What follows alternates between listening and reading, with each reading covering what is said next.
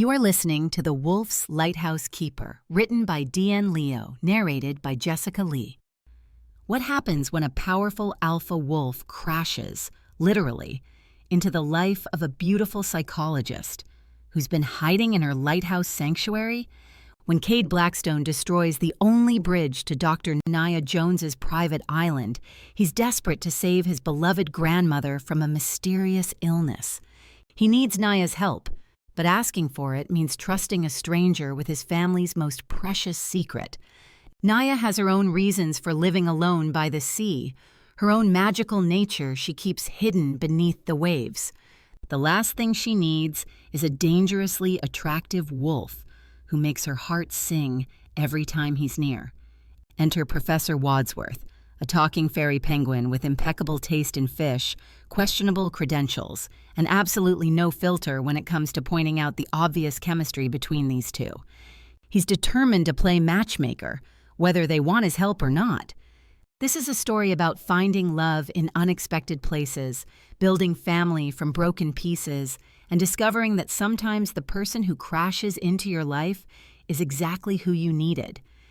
It's about two magical beings learning that trust isn't about control. It's about having someone strong enough to catch you when you finally let yourself fall.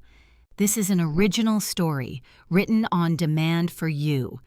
Created specifically for this channel's audience who requested paranormal romances with unique twists, genuine emotion, and talking animals that steal every scene. Want your story idea next?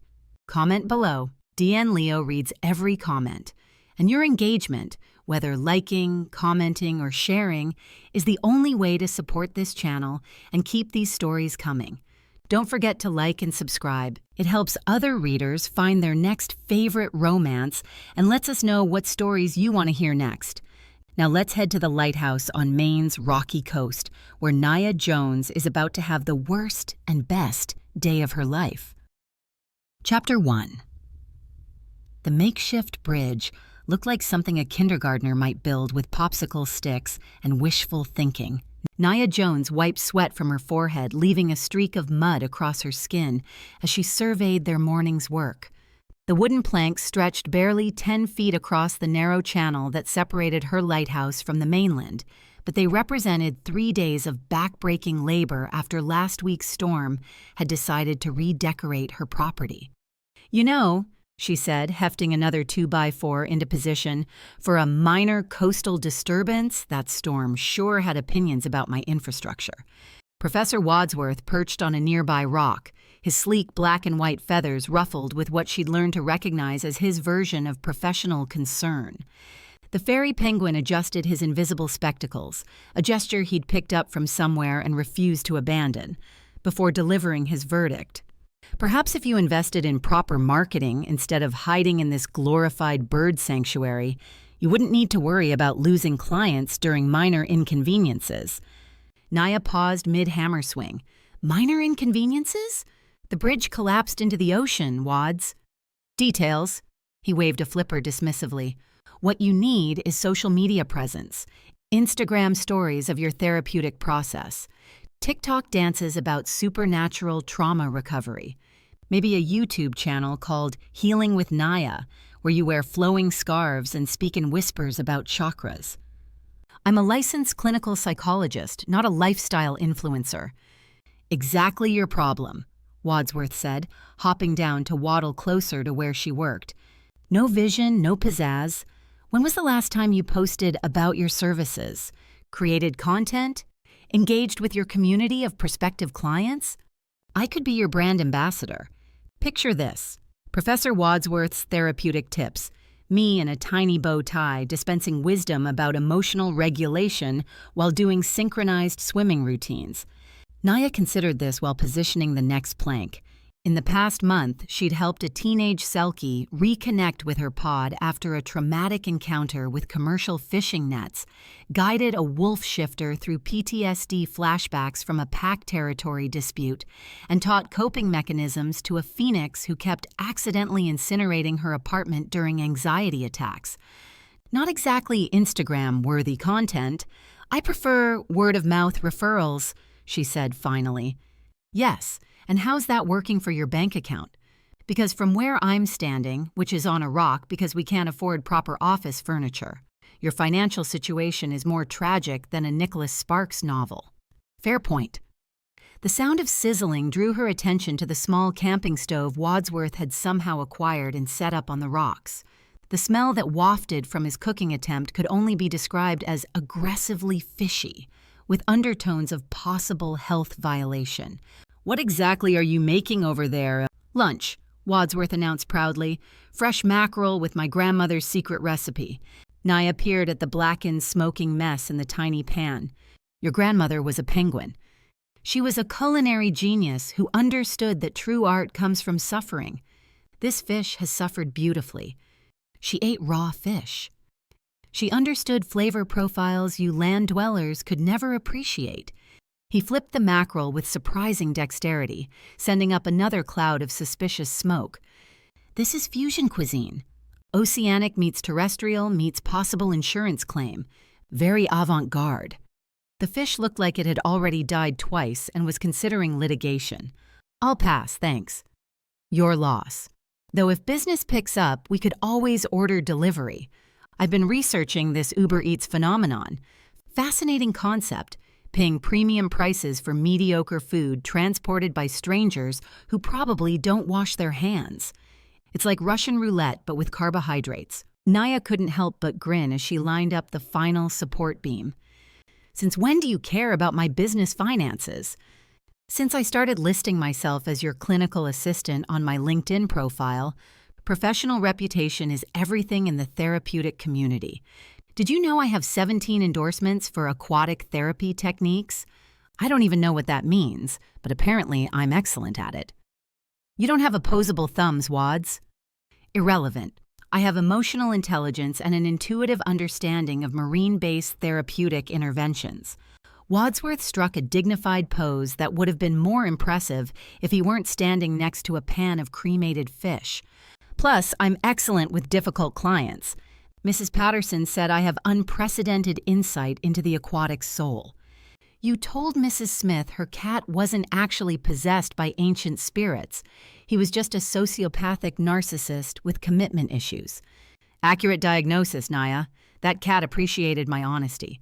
We bonded over our mutual disdain for false emotional displays." The distinctive rumble of an expensive engine cut through their banter. High performance, powerful, and moving way too fast for a construction zone. "Wads," she said, dropping her hammer, "please tell me you put the warning sign where people could actually see it." "Of course I did. Clear as day. Construction ahead. All traffic reroute to Highway 65. Wadsworth puffed his chest with professional pride. "I even used my finest penmanship. It was a masterpiece of clarity and artistic expression." The engine sound grew louder, angrier. "And it's definitely still there?" Naia shielded her eyes against the afternoon sun, squinting down the coastal road. "Well," Wadsworth coughed delicately, "I did my best under the circumstances. Mother Nature can be surprisingly vindictive when she puts her mind to it." "What does that mean, Wads?" A sleek black sedan rounded the bend, doing what had to be over 60 miles per hour. No brake lights, no slowing down, just expensive German engineering barreling straight toward their freshly constructed bridge. "Oh, no, please brake," Naia breathed, already moving. "There's no hospital for miles." The car hit their bridge like a meteor meeting an unfortunate asteroid. Wood exploded skyward in a shower of splinters and shattered dreams. The sedan launched into the air with the grace of a flying brick, hung suspended for one impossible moment, then crashed down into the narrow channel between her Lighthouse Island and the mainland. Metal screamed against rock, water erupted, steam hissed. Then silence. Naia rushed toward the crash site, her heart hammering against her ribs. Where their bridge had been, only twisted metal and floating debris remained. The car sat nose-deep in the channel, its rear end sticking up at an angle that suggested its driving days were over. The driver's door exploded open with a screech of protesting hinges. A man emerged from the wreckage like an avenging angel who'd taken a wrong turn through hell. He was tall, broad-shouldered, and dripping wet, dark hair plastered to his skull, a face that looked like it had been carved by someone who took the phrase devastatingly handsome as a personal challenge. He wore the ruins of what had probably been a $1,000 suit, now decorated with seaweed and righteous fury. Blood trickled from a cut above his left eyebrow. He favored his right leg, and he was staring at them with the kind of rage that could melt steel. "You've got to be kidding me," his voice carried across the water with the force of a primal roar. "Construction site without proper signage or barriers. This is completely illegal." "You're hurt," Naia called back, already wading into the water. "Let me help." "Hurt?" He gestured at his destroyed car with the kind of dramatic flair usually reserved for Shakespearean tragedies. "I'm stranded in the middle of nowhere with a vehicle that now resembles modern art because someone can't be bothered to maintain proper road safety standards." "Hey now," Wadsworth said, waddling to the water's edge with wounded dignity. "My signage was perfectly adequate. Construction ahead, all traffic, reroute, 65. The sign was enormous, practically billboard-sized. "Perhaps you should consider corrective eyewear. I hear they make lovely designer frames for the visually impaired." The stranger's gray eyes swiveled to the penguin, then back to Naia, his expression cycling through confusion, disbelief, and back to fury. "Your talking bird was responsible for traffic control?" "I am not just a bird." Wadsworth drew himself up to his full 18 inches of outraged dignity. "I am Professor Wadsworth, holder of multiple honorary degrees in aquatic psychology, fluent in 6 languages including interpretive dance, and winner of the 2023 Most Articulate Waterfowl Award from the Coastal Wildlife Preservation Society." "None of those are real things," the stranger said. "Your face isn't a real thing, but here we are making the best of unfortunate circumstances." "Wads," Naia warned, reaching the stranger just as he swayed slightly on his feet. "I was merely pointing out that skepticism is the enemy of progress," Wadsworth sniffed. "Besides, my credentials are impeccable. I've been vetted by LinkedIn."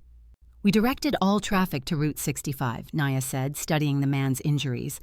"The sign should have been clear." "That's not what your sign said." Water sloshed around his knees as he turned to face her fully. "It said all traffic 65. I thought it was a speed limit warning, so I hit the brakes, but momentum doesn't care about good intentions."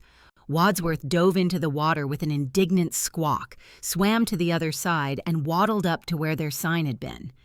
His muttering drifted back across the water, and it sounded suspiciously like profanity in 3 different languages.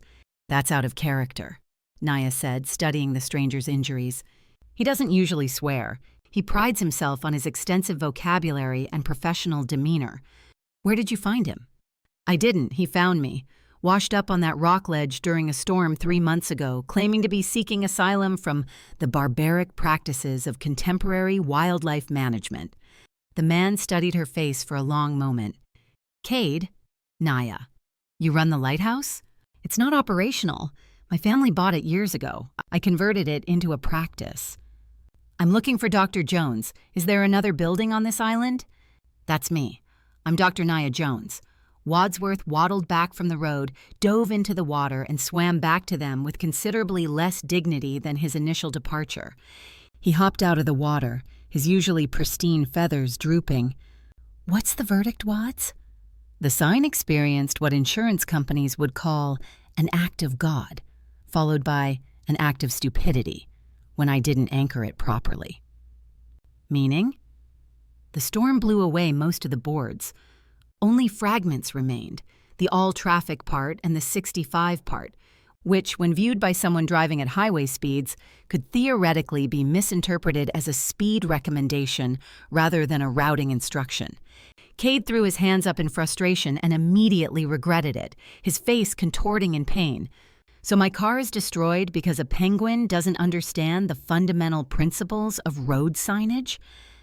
"My car is destroyed because I trusted a penguin with road signage," he corrected himself. "What has my life become?"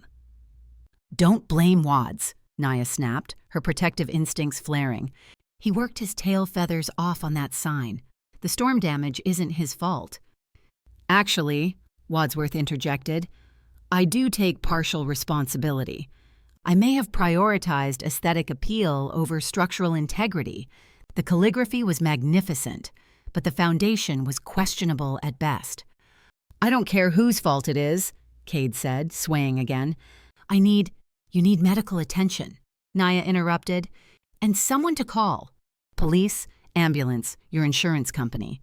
She caught his scent on the salt breeze, wood smoke and expensive leather, something wild that made her hindbrain take notice. Wolf shifter, she was certain. Can't you just call your pack? She asked. Something shuddered in his expression. I'm not returning in this condition. What do you mean? I need to rest and heal before contacting anyone. Pack politics. Alpha pride. Naia recognized it immediately.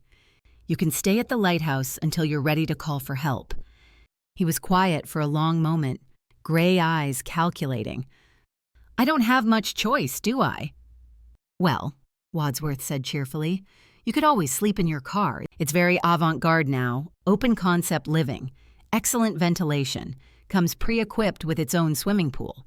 The trek to the lighthouse involved more creative cursing from Cade and helpful commentary from Wadsworth about proper recovery techniques for vehicular trauma. By the time they reached her front door, Cade was pale and breathing hard. Guest room? He asked, leaning against her doorframe. This is it. Naia gestured around her one-room living space. Bedroom, living room, kitchen, office, everything combined. Some call it open-plan living. I call it cozy. Cade stared at the small space, her bed tucked into an alcove, reading chair by the window, tiny kitchen counter that doubled as a desk.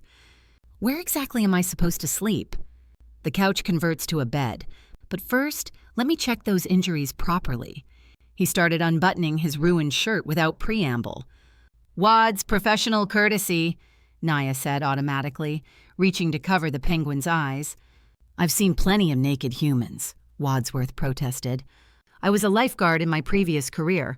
Very briefly. There was an incident involving sunscreen and philosophical differences about appropriate beach attire, which left Naia staring directly at Cade as he peeled the wet fabric away from his skin. Oh, broad shoulders that could anchor ships, a chest that belonged in Renaissance paintings, abs that had clearly never met a carb they couldn't intimidate into submission, and injuries that looked worse than she'd thought. Deep cuts, angry bruising, a shoulder that definitely wasn't sitting right. First time seeing a shirtless patient, Doc? Cade's voice held dry amusement despite his obvious pain. Heat flooded her cheeks. I'm assessing your injuries.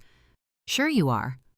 From a purely medical standpoint, Wadsworth added helpfully, his muscle definition suggests excellent cardiovascular health, though his decision-making skills regarding bridge construction clearly need work. Not helping, Wads. I'm merely providing professional observations. His pectoral development is quite impressive. Do you work out, or is this genetics? Because I've been considering a fitness regimen myself, but my trainer says I need to work on my motivation. Your trainer? Cade asked.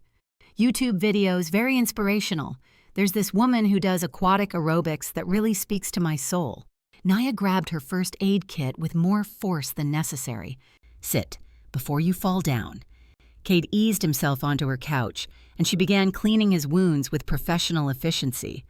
The cuts were deep, but clean. The bruising extensive, but not life-threatening. But as she worked, the gash above his eyebrow began to close. The scrapes on his shoulder faded from angry red to pink to nothing.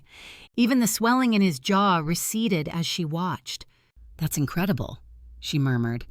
First time seeing shifter healing? Naia nodded, mesmerized by the way his skin knitted itself back together. Scared? He asked quietly. No. The truth surprised her. Fascinated. Most humans find it unsettling. I'm not most humans. Clearly, Wadsworth interjected, most humans don't live in lighthouses with talking penguins and treat supernatural trauma for a living. You're what psychologists would call statistically anomalous. Cade's eyes drifted closed. I need to rest. The healing takes energy. He stretched out on her couch, and within minutes his breathing had evened out into sleep. Naia found herself studying the way relaxation transformed his features from harsh to merely devastating. "Well, Wadsworth said, hopping onto the arm of her reading chair. "This is fascinating." "What's fascinating?" "You, staring at him like he's the most interesting case study you've ever encountered." "I'm not—" "Please. I have exceptional observational skills. You've been cataloging his anatomy for the past 5 minutes. Very thorough research." Heat flooded her cheeks again. "I was checking his healing progress. His abdominal muscles are healing very nicely, aren't they? Remarkable recovery rate. Should we document it for science?" "Shut up, Wads. He's trouble, you know." "I know. Alpha trouble. The kind that comes with territorial disputes and pack politics and drama that makes reality television look subtle." "I know.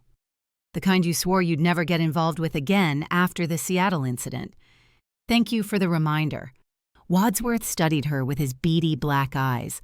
"But you're going to help him anyway." "Doctor's code. Naia's code. There's a difference. The Hippocratic Oath doesn't require you to shelter mysterious alphas with excellent bone structure and obvious pack problems." Naia settled into her reading chair with a book, but the words blurred on the page. Her attention kept drifting to the man on her couch, to the rise and fall of his breathing, to the way afternoon light caught the gold threads in his dark hair. Trouble, definitely trouble. Wadsworth curled up beside her chair, muttering something about humans and their predictable attraction to dangerous specimens. Gradually, the sound of waves against the lighthouse rocks lulled her toward sleep. The book slipped from her fingers as her eyes drifted closed. She woke to the sound of her phone ringing. Blinking in the dim light of early evening, Naia realized she dozed off in her chair. Wadsworth was still asleep beside her, but the couch was empty. Cade was gone. The phone rang again, and she stumbled toward the kitchen to answer it. "Dr. Jones?" The voice was crisp, professional, unfamiliar. "This is Marcus Webb. I'm calling about Cade Blackstone. We understand he may have contacted you for services." Naia's blood ran cold. "Who is this?" "Mr. Blackstone's security team.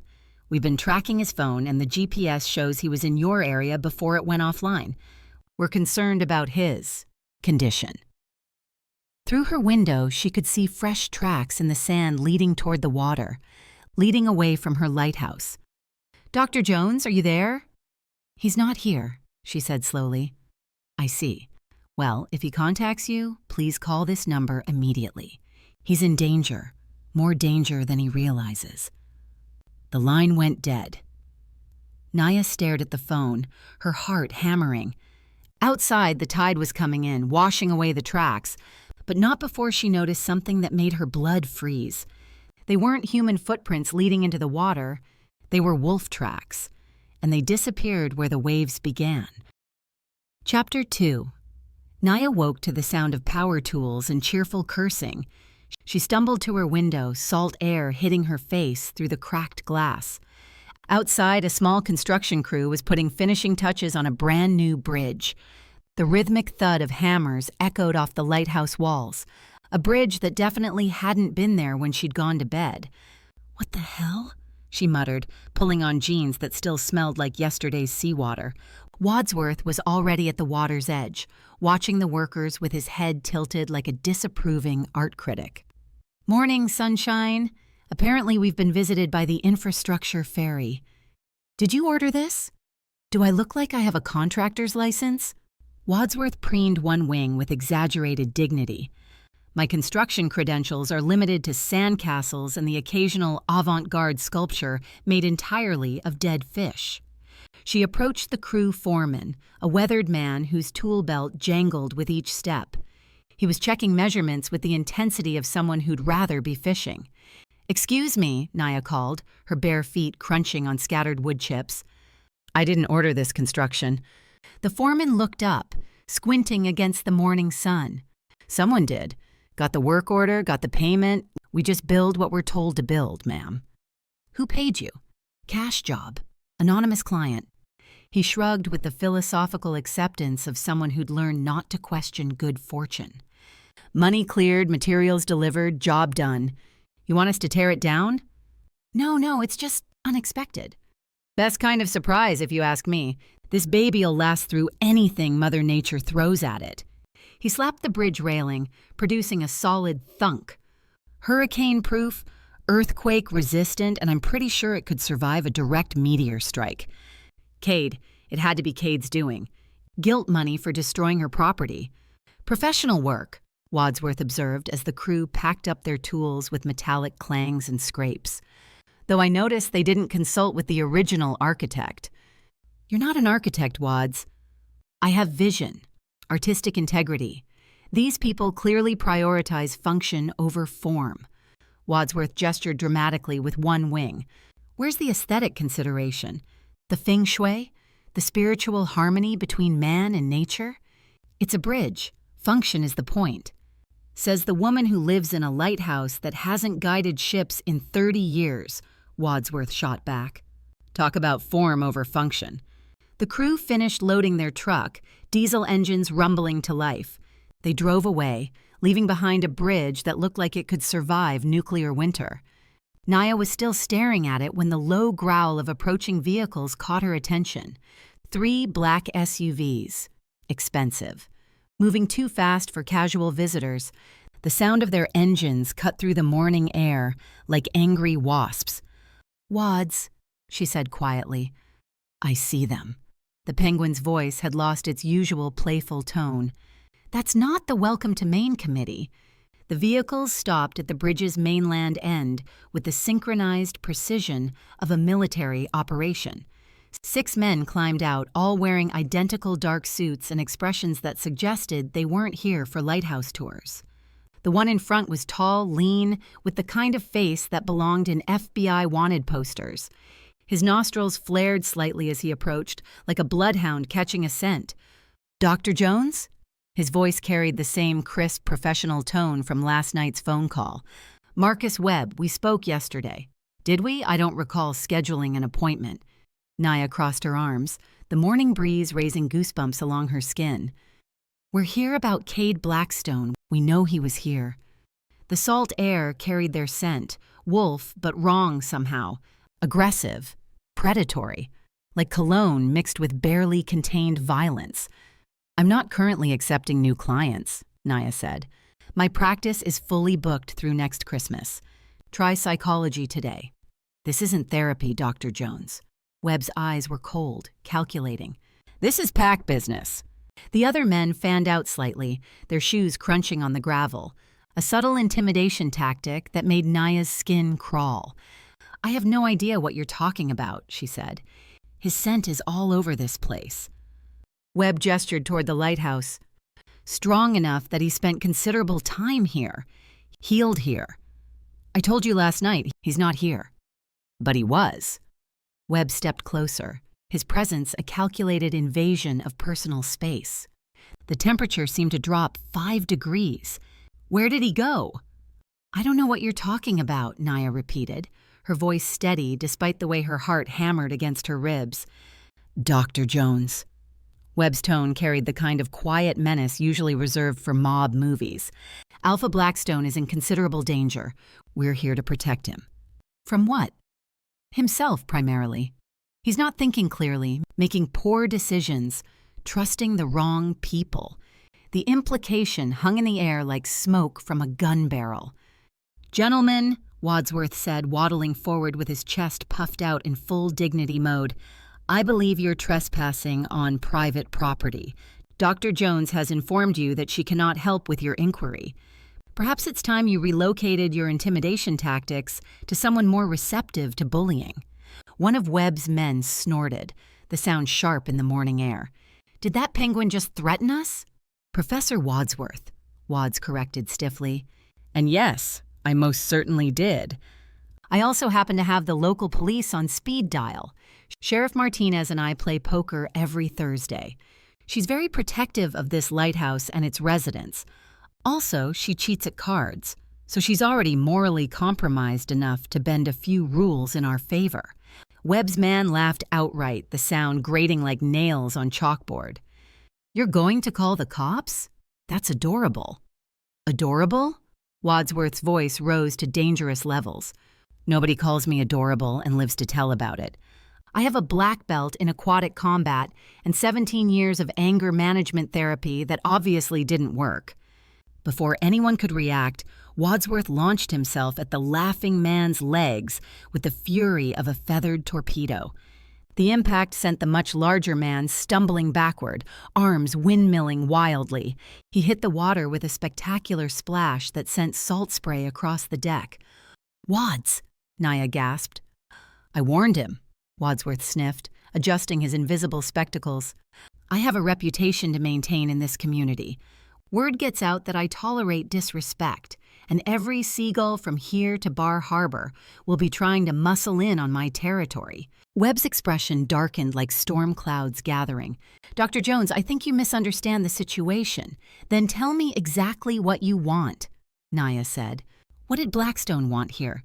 Is he seeking your services? What's his problem? I already told you I haven't seen him." Webb nodded slowly, his jaw working like he was chewing leather. "Doctor-patient confidentiality, I understand, but he's in more trouble than he realizes. We're on his side. Look, this is obviously pack politics, which I don't wish to get involved in." Naia's voice carried the finality of someone who'd made this decision long ago. "This much I can tell you. The Cade you're looking for is not my client. So there you have it. Even if you threaten me, I don't have information for you." "This isn't a threat," Webb said, stepping closer. His hand reached toward her shoulder, fingers outstretched. Wadsworth slammed into Webb's legs from the side like a black-and-white missile, sending the larger man rolling across the lighthouse's small deck with a series of grunts and curses. "No one threatens Naia, you overgrown yard dogs," Wadsworth squawked, puffing himself to maximum intimidation size. "I'm going to call my cousin Brutus. He's a leopard seal with anger management issues and a criminal record. Then I'm calling my Uncle Sergio. He runs a protection racket for the harbor seals. And if that doesn't work, I have connections with the Pelican Mafia. They don't ask questions, they just dive-bomb people until they leave town covered in fish guts and shame." "Wad, stand down!" Naia called, her voice sharp with alarm. She could see the bulges under their jackets now. Weapons. The metallic scent of gun oil mixed with their aggressive pheromones. They were definitely shifters, but they'd stay in human form to use guns if things escalated. She and Wads could dive into the water. There was nothing they could do to catch her once she hit the waves. But bullets moved faster than even selkie reflexes. Webb stood slowly, teeth bared, veins bulging from his forehead like angry purple rivers. "You little feathered freak attacked me." Naia stepped between them, salt spray from the churning water below misting her ankles. "He's a fairy penguin. He's protective of me, and you're in my home making threats. Of course he's upset." "Upset?" Webb's voice dropped to a growl that vibrated through the deck planks. "Your bird is about to learn some manners." "That's completely inappropriate, Webb." A new voice cut through the tension like a blade through silk. "Where's your pack protocol? Intimidating civilians is against Pack Law 101, the fastest way to get yourself cast out faster than yesterday's fish." Everyone turned. 3 more men approached from the mainland side of the bridge, but these moved differently, confident, controlled. Their footsteps echoed with authority rather than aggression. The man in front was tall, broad-shouldered, with dark hair and features that looked vaguely familiar. The scent that reached Naia on the salt breeze made her shoulders relax slightly. Wolf, but not predatory, protective, like leather and pine needles instead of gunpowder and testosterone. Webb and his men tensed, their casual intimidation shifting to something that looked suspiciously like fear. "Marco," Webb said carefully, like he was defusing a bomb. "Webb." The newcomer's voice held the kind of authority that made people step back without conscious thought. Interesting location for unauthorized pack business. "We're looking for—" "I know what you're looking for." Marco's gray eyes, so similar to Cade's, swept over the group with cool assessment. "And I'm telling you to look elsewhere." "Marco," Webb tried again, sweat beading on his forehead despite the cool morning air. "The council has concerns." "The council," Marco said quietly, his voice carrying the kind of calm that preceded hurricanes, "can express their concerns through proper channels. This isn't one of them." Webb's jaw tightened, but he gestured to his men with sharp, jerky movements. The one Wadsworth had pushed into the water climbed out, dripping and glaring at the penguin with the kind of hatred usually reserved for natural enemies. Water dripped from his expensive suit onto the deck with steady plinking sounds. "This isn't over," Webb said, his voice tight with controlled rage. "Yes," Marco replied calmly, "it is."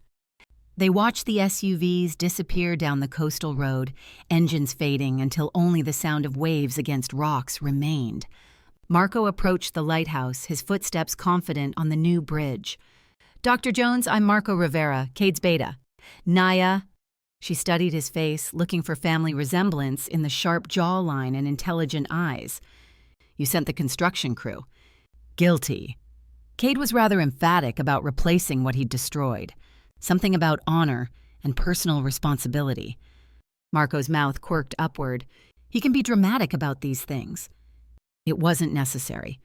It was to him. He asked me to apologize for the car incident and any inconvenience it caused." Wadsworth waddled up, still radiating post-combat adrenaline like a feathered gladiator. "If Cade had you driving yesterday, the incident wouldn't have happened. I'm confident your driving skills surpass his considerably. Also, you smell significantly less like anxiety and self-loathing." Marco chuckled, the sound warm and genuine. "Talking penguin, that's a first." "Professor Wadsworth," Wads corrected, drawing himself up to full dignity. "Holder of the Distinguished Service Award from the Coastal Wildlife Preservation Society, graduate magna cum laude from the University of Hard Knocks, and 3-time winner of the Most Articulate Waterfowl Competition. I also speak 6 languages, have a black belt in aquatic combat techniques, and once performed Hamlet for a group of appreciative harbor seals." "None of those are real," Marco said, amused. "Your skepticism wounds me deeply," Wadsworth replied, with theatrical anguish. "Also, the harbor seals gave me a standing ovation." "Well, a floating ovation. They don't have legs." Marco smiled, the expression transforming his serious features. "Cade rarely drives himself. We have designated drivers for corporate vehicles." "That explains yesterday's crash," Naia said. "Is he okay now?" "He's alive, healing. That's what matters right now." Marco pulled out his phone, the screen lighting up his face as he typed quickly. "Cade wanted to know if you'd be willing to speak with him again." Something fluttered in Naia's chest like trapped seawater. "When?"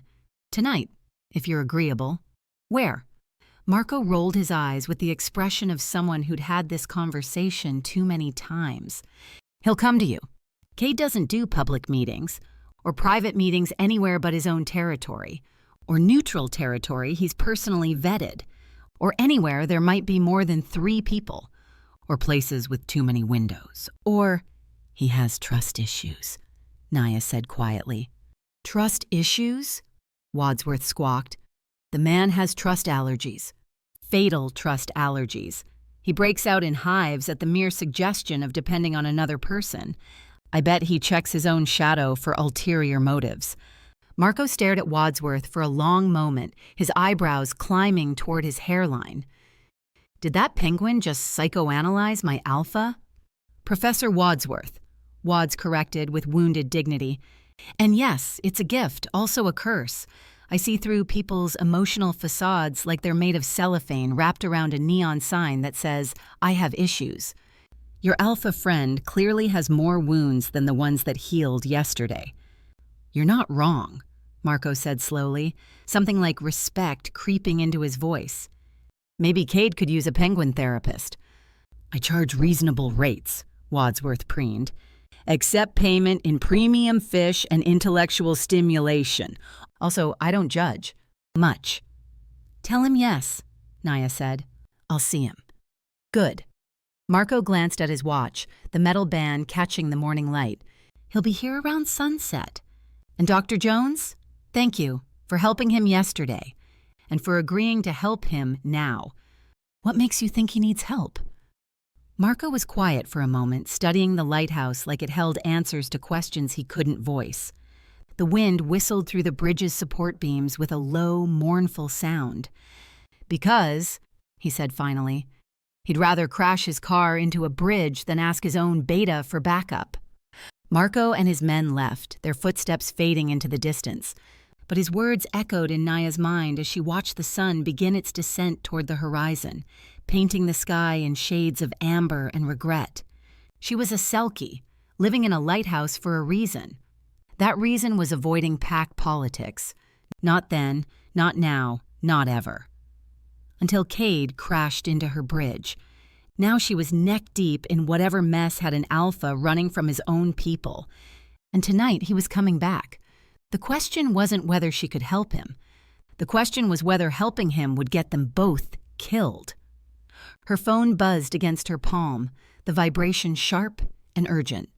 Unknown number, Sunset, Lighthouse South Coast, come alone. The salt air suddenly tasted like copper and fear. Chapter 3. Sunset painted the water in shades of copper and gold as Naia made her way down to the rocky shore. The sound of an approaching boat engine cut through the evening stillness. Smooth, powerful, nothing like yesterday's grinding metal symphony. The vessel that rounded the point was pure elegance. Sleek white hull, brass fittings that caught the dying light, and lines that suggested serious money and even more serious taste. At the helm stood Cade, looking completely different from the desperate man who'd crashed into her bridge. Here, controlling 30 feet of maritime perfection, he moved with the fluid confidence of someone born to the water. His hands gripped the wheel with casual expertise, reading currents and wind patterns like a native language. The boat purred to a stop at her small dock, bumpers kissing the weathered wood with barely a sound. "Permission to come aboard?" Cade called, securing lines with practiced efficiency. "Granted," Naia replied, stepping onto the deck. The fiberglass was warm under her bare feet, still holding heat from the day's sun. "Thank you," he said, his voice carrying genuine relief. "For seeing me. For being discreet. About that." Naia crossed her arms, salt spray misting her skin as the boat rocked gently. "I think you need help with trust issues." "I don't have trust issues," Cade said. "Your beta didn't agree. Pack politics are complicated. Marco doesn't have enough experience to handle what's coming at us." "That's exactly why I don't accept large pack clients, Cade. Because of the politics or the size of the pack?" "The former." "You don't have to." The boat's engine ticked as it cooled, metal contracting with tiny clicking sounds. The sound of webbed feet slapping against fiberglass announced another arrival. Cade stepped out in front of Naia, shielding her from whatever was coming. Wadsworth hopped onto the deck with the dramatic flair of someone making a grand entrance. "Nothing important in Lighthouse Psychology Services can be conducted without proper supervision," he declared, adjusting his invisible spectacles. "I'm here to ensure therapeutic protocols are maintained." "I haven't agreed to provide any services yet," Naia said. "You look like you're about to," Wadsworth replied, studying her face with clinical intensity. "And judging by the way Mr. Tall, Dark, and Brooding is gripping that boat railing, he's going to convince you to say yes." Also, his pupils are dilated. Classic signs of emotional vulnerability masked as determination. "That's not how therapy works, Wads," Naia said. "Professor Wadsworth," he corrected automatically. "And I beg to differ. 50% of successful therapy is reading the room. The other 50% is having the courage to point out what everyone's pretending not to see." Cade cleared his throat, the sound sharp in the evening air. "This isn't pack business. It's personal. I hope you'd consider it." "Who's the client?" Naia asked. Cade turned to face the open ocean, wind ruffling his dark hair. When he spoke again, his voice carried a vulnerability that made something twist in Naia's chest. "I need you to help a family member. Someone very dear to me, and I need this treatment to be absolutely discreet." "What happens if I refuse?" "Nothing." Cade shrugged, the motion too casual to be genuine. "I'll find someone else. But your reputation is good. and the person who needs treatment is so important to me that I'd rather not do it at all than compromise her privacy. Her? Naia studied his profile in the fading light. Is this your spouse or mate? Because I don't do marriage counseling. My grandmother, Cade said, the words coming out rough. And no, I don't know what the problem is. Something in his voice, raw pain mixed with desperate hope, tugged at both her heart and her healer's instincts. The way his shoulders curved inward, protecting something precious and fragile. All right, she said quietly. I'll help. Relief flooded his features like sunrise breaking over water. We need to leave now. It's a private island. You'll need to move in and stay. I need to pack. You'll have everything you need on the island. Cade was already starting the engine, the sound rumbling through the deck. Trust me. Naia hesitated, salt air filling her lungs as she weighed her options. Fine, she said. Water therapy helps, Wadsworth muttered, settling himself on a coil of rope. Being surrounded by one's natural element always accelerates healing. It's basic psychology. Also, I happen to be an expert in aquatic therapeutic environments. You're not qualified, Cade said flatly. Excuse me? Wadsworth puffed up to maximum offense size. I have more therapeutic insight in one flipper than most licensed professionals have in their entire bodies. Plus, I'm excellent in crisis situations.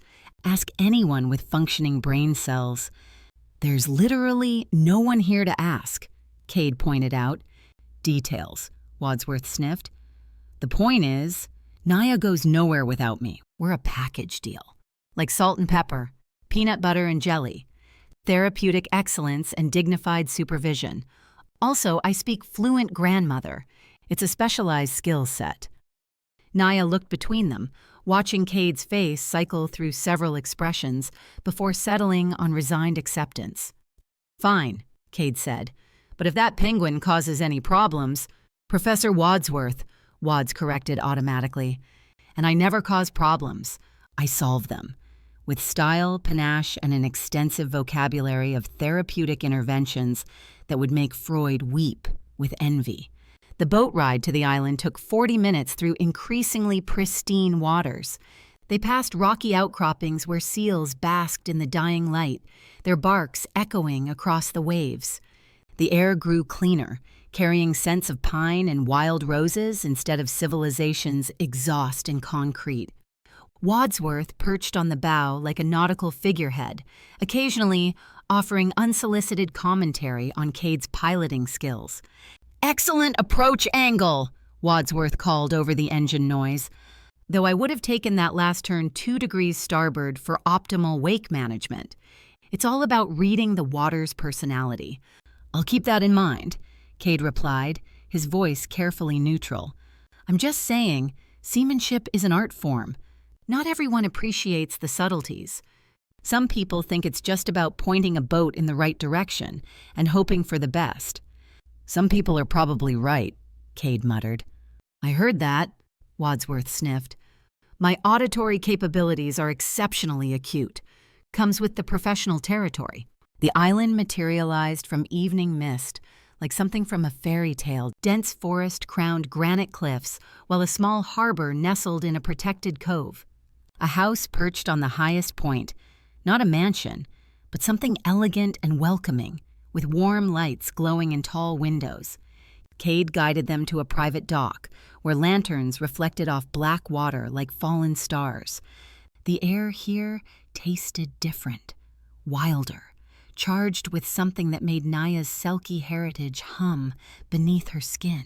Welcome to Blackstone Island, Cade said as they disembarked. A stone path wound up through gardens that smelled of lavender and rosemary. Solar lights marked the way, creating pools of warm illumination that made the evening feel enchanted rather than ominous. They reached the house just as the front door opened, spilling golden light across a wraparound porch. The woman who emerged made Naia's breath catch. She was perhaps 78, with silver hair swept into an elegant chignon and eyes the same gray as Cade's. But where his eyes carried wariness, hers held warmth and sharp intelligence. She moved with the fluid authority of someone accustomed to being obeyed, wearing a simple blue dress that probably cost more than Naia's monthly budget. When Naia reached that age, she doubted she'd possess half this woman's presence or twice her beauty. "Grandmother," Cade said, and his entire demeanor shifted. Gone was the guarded alpha who'd crashed into her bridge. This Cade smiled with genuine warmth, his shoulders relaxing as he approached the older woman. He bent to kiss her cheek with the careful tenderness of someone handling something precious. "Evelyn," he said, "this is Dr. Naia Jones and Professor Wadsworth." "It's an honor to meet you, madam," Wadsworth replied, executing what might have been a bow if penguins had the proper anatomy for it. "Your reputation precedes you. Also, your grandson has excellent taste in waterfront real estate, though I suspect the family gene pool is responsible for both the aesthetic sensibilities and the devastating good looks." "A talking penguin," Evelyn said, her voice carrying delighted surprise rather than shock. "How absolutely wonderful." "I prefer distinguished aquatic professional," Wadsworth preened. "Though talking penguin has a certain rustic charm, like calling Shakespeare that playwright fellow or Einstein the math guy." Evelyn laughed, the sound like silver bells in crystal air. "Flattery will get you everywhere, Professor. Come in, both of you." Elena has prepared dinner, and Pierre has outdone himself with dessert. Inside, the house was warm and inviting. Exposed beams, comfortable furniture that looked lived in rather than designed, and the kind of kitchen that suggested serious cooking happened here. The scent of rosemary and garlic drifted from somewhere deeper in the house, making Naia's stomach growl. Two people emerged from what was presumably the kitchen, a middle-aged woman with kind eyes and flour on her apron, and a younger man whose chef's whites were immaculate, despite obvious recent cooking activity. "Elena Martinez, housekeeper and general keeper of sanity," Evelyn said by way of introduction, "and Pierre Dubois, who will spoil you terribly with his cooking." "Madame exaggerates," Pierre said with a slight French accent, though his smile suggested he didn't mind the praise. "But dinner is ready when you are." They gathered around a dining table that could have seated 12 but felt intimate with just the 5 of them. Wadsworth had been provided with his own chair and what appeared to be a selection of premium fish arranged on fine china. "This is magnificent," Wadsworth declared after his first bite. "Pierre, you understand the subtle art of fish preparation. So many chefs oversalt the salmon, but this is perfection. I'm detecting hints of dill, a whisper of lemon, and what I can only describe as the essence of culinary genius." "Merci, Professor," Pierre beamed. "It is rare to find such a discriminating palate." "I have many hidden talents," Wadsworth replied modestly. "Food criticism, therapeutic consultation, amateur detective work. I'm basically the penguin equivalent of a Renaissance man, if Renaissance men had flippers and an innate understanding of marine ecosystems." Cade, Naia noticed, seemed completely transformed in this environment. Gone was the tense control freak who'd nearly died rather than ask for help. Here, surrounded by people who clearly adored him, he was charming, relaxed, quick to laugh at Wadsworth's increasingly elaborate compliments about the meal. "So, Dr. Jones," Evelyn said over dessert, some impossible confection involving chocolate and berries that made Naia wonder if Pierre might actually be magical. "Cade tells me you help people who are struggling." "I try," Naia said carefully. "She's being modest," Wadsworth interjected, preening slightly. "Dr. Jones has a gift for seeing what others miss. Plus, she tolerates my professional observations with remarkable grace. Most people would have had me committed by now." "What kind of problems do you usually help with?" Evelyn asked. Naia glanced at Cade, who was studying his dessert with unusual intensity. "Various things. Trauma, adjustment issues, people who've lost touch with parts of themselves." "Ah," Evelyn nodded. "Those can be the most challenging cases." After dinner, Elena and Pierre disappeared to clean up despite offers of help. Evelyn excused herself, claiming fatigue, but moving with the same elegant authority she'd shown earlier, which left Naia, Cade, and Wadsworth on the porch, watching stars reflect off the harbor's still water. Beautiful evening, Wadsworth observed, settling himself on a wicker chair that had clearly been chosen for his comfort.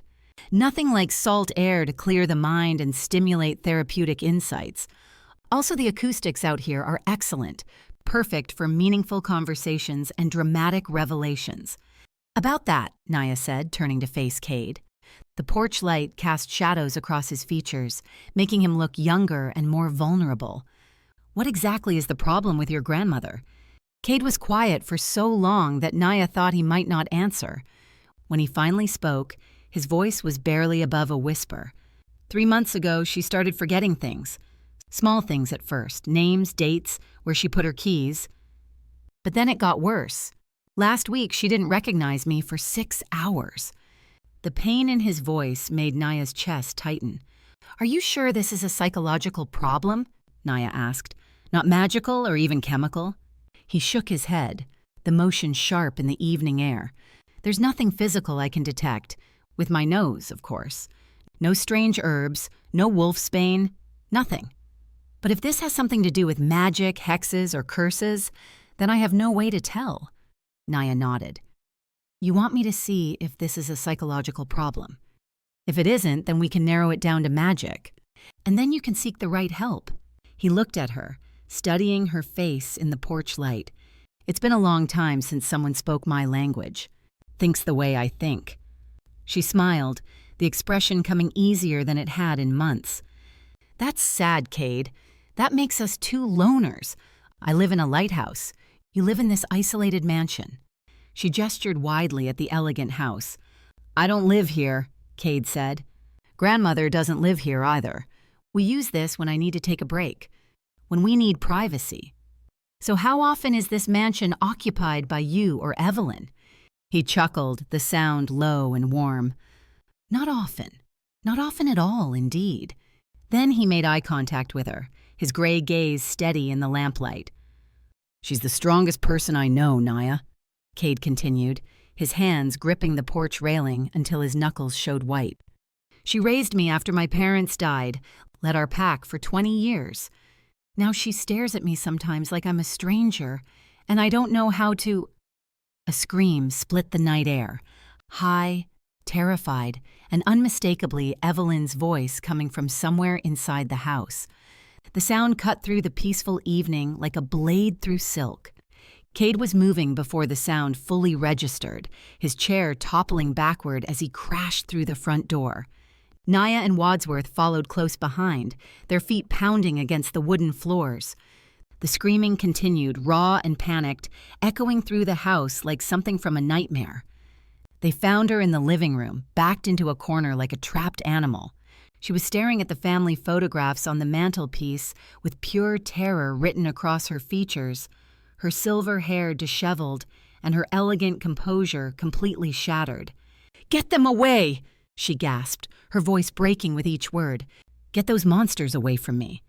But the photographs showed nothing but smiling family memories.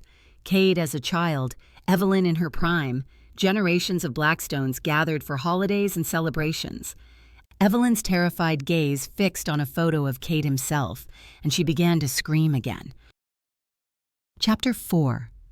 Naia woke to the sound of waves lapping against the dock below. Morning light filtered through gauze curtains as she padded barefoot down the hallway, salt air drifting through open windows. Evelyn's bedroom door stood slightly ajar. Inside, the older woman slept peacefully, her silver hair spread across the pillow like spun moonlight. In the chair beside her bed, Cade was slumped forward, one hand resting protectively near hers, his dark hair falling across his forehead. They must have been exhausted after spending hours coaxing Evelyn back to calm with herbal tea and gentle voices, talking her down from whatever terror had gripped her mind. Wadsworth appeared at Naia's elbow, studying the sleeping pair with clinical interest. "Both grandmother and grandson need work," he whispered, his voice carrying the authority of someone making a medical diagnosis. "I'm thinking divide and conquer. I'll take Grandma Evelyn. She clearly appreciates refined company. You handle Mr. Trust issues." "That's your brilliant plan?" Naia murmured. "It's so brilliantly ridiculous it might actually work," Wadsworth replied with dignified confidence. I have a gift for connecting with distinguished older ladies. It's all about mutual respect and sophisticated conversation. Naia bit back a smile. The plan was absurd enough that it probably would work. An hour later, they gathered in the sunroom for breakfast. Pierre had outdone himself with fresh croissants that filled the air with the scent of butter and yeast. Evelyn looked refreshed, wearing a cream-colored sweater that brought out the silver in her hair. She chatted easily with Elena about the morning's weather, showing no signs of last night's episode. Cade's phone buzzed against the glass table.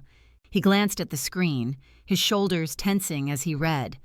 "I need to get back to the mainland," he said, already standing. "Pack business." "Sit," Naia said quietly. "This is urgent. It's Saturday." Naia's voice carried the kind of calm authority that made people pay attention. "Your pack headquarters will survive one weekend without their alpha breathing down everyone's necks." Cade's jaw tightened, his fingers drumming against his phone case. "You don't understand the situation. I understand that if you leave now, so do I." Naia met his gaze steadily. "Your choice." The sunroom fell silent except for the soft clink of Elena's coffee cup against its saucer. Evelyn watched the exchange with sharp interest, her gray eyes missing nothing.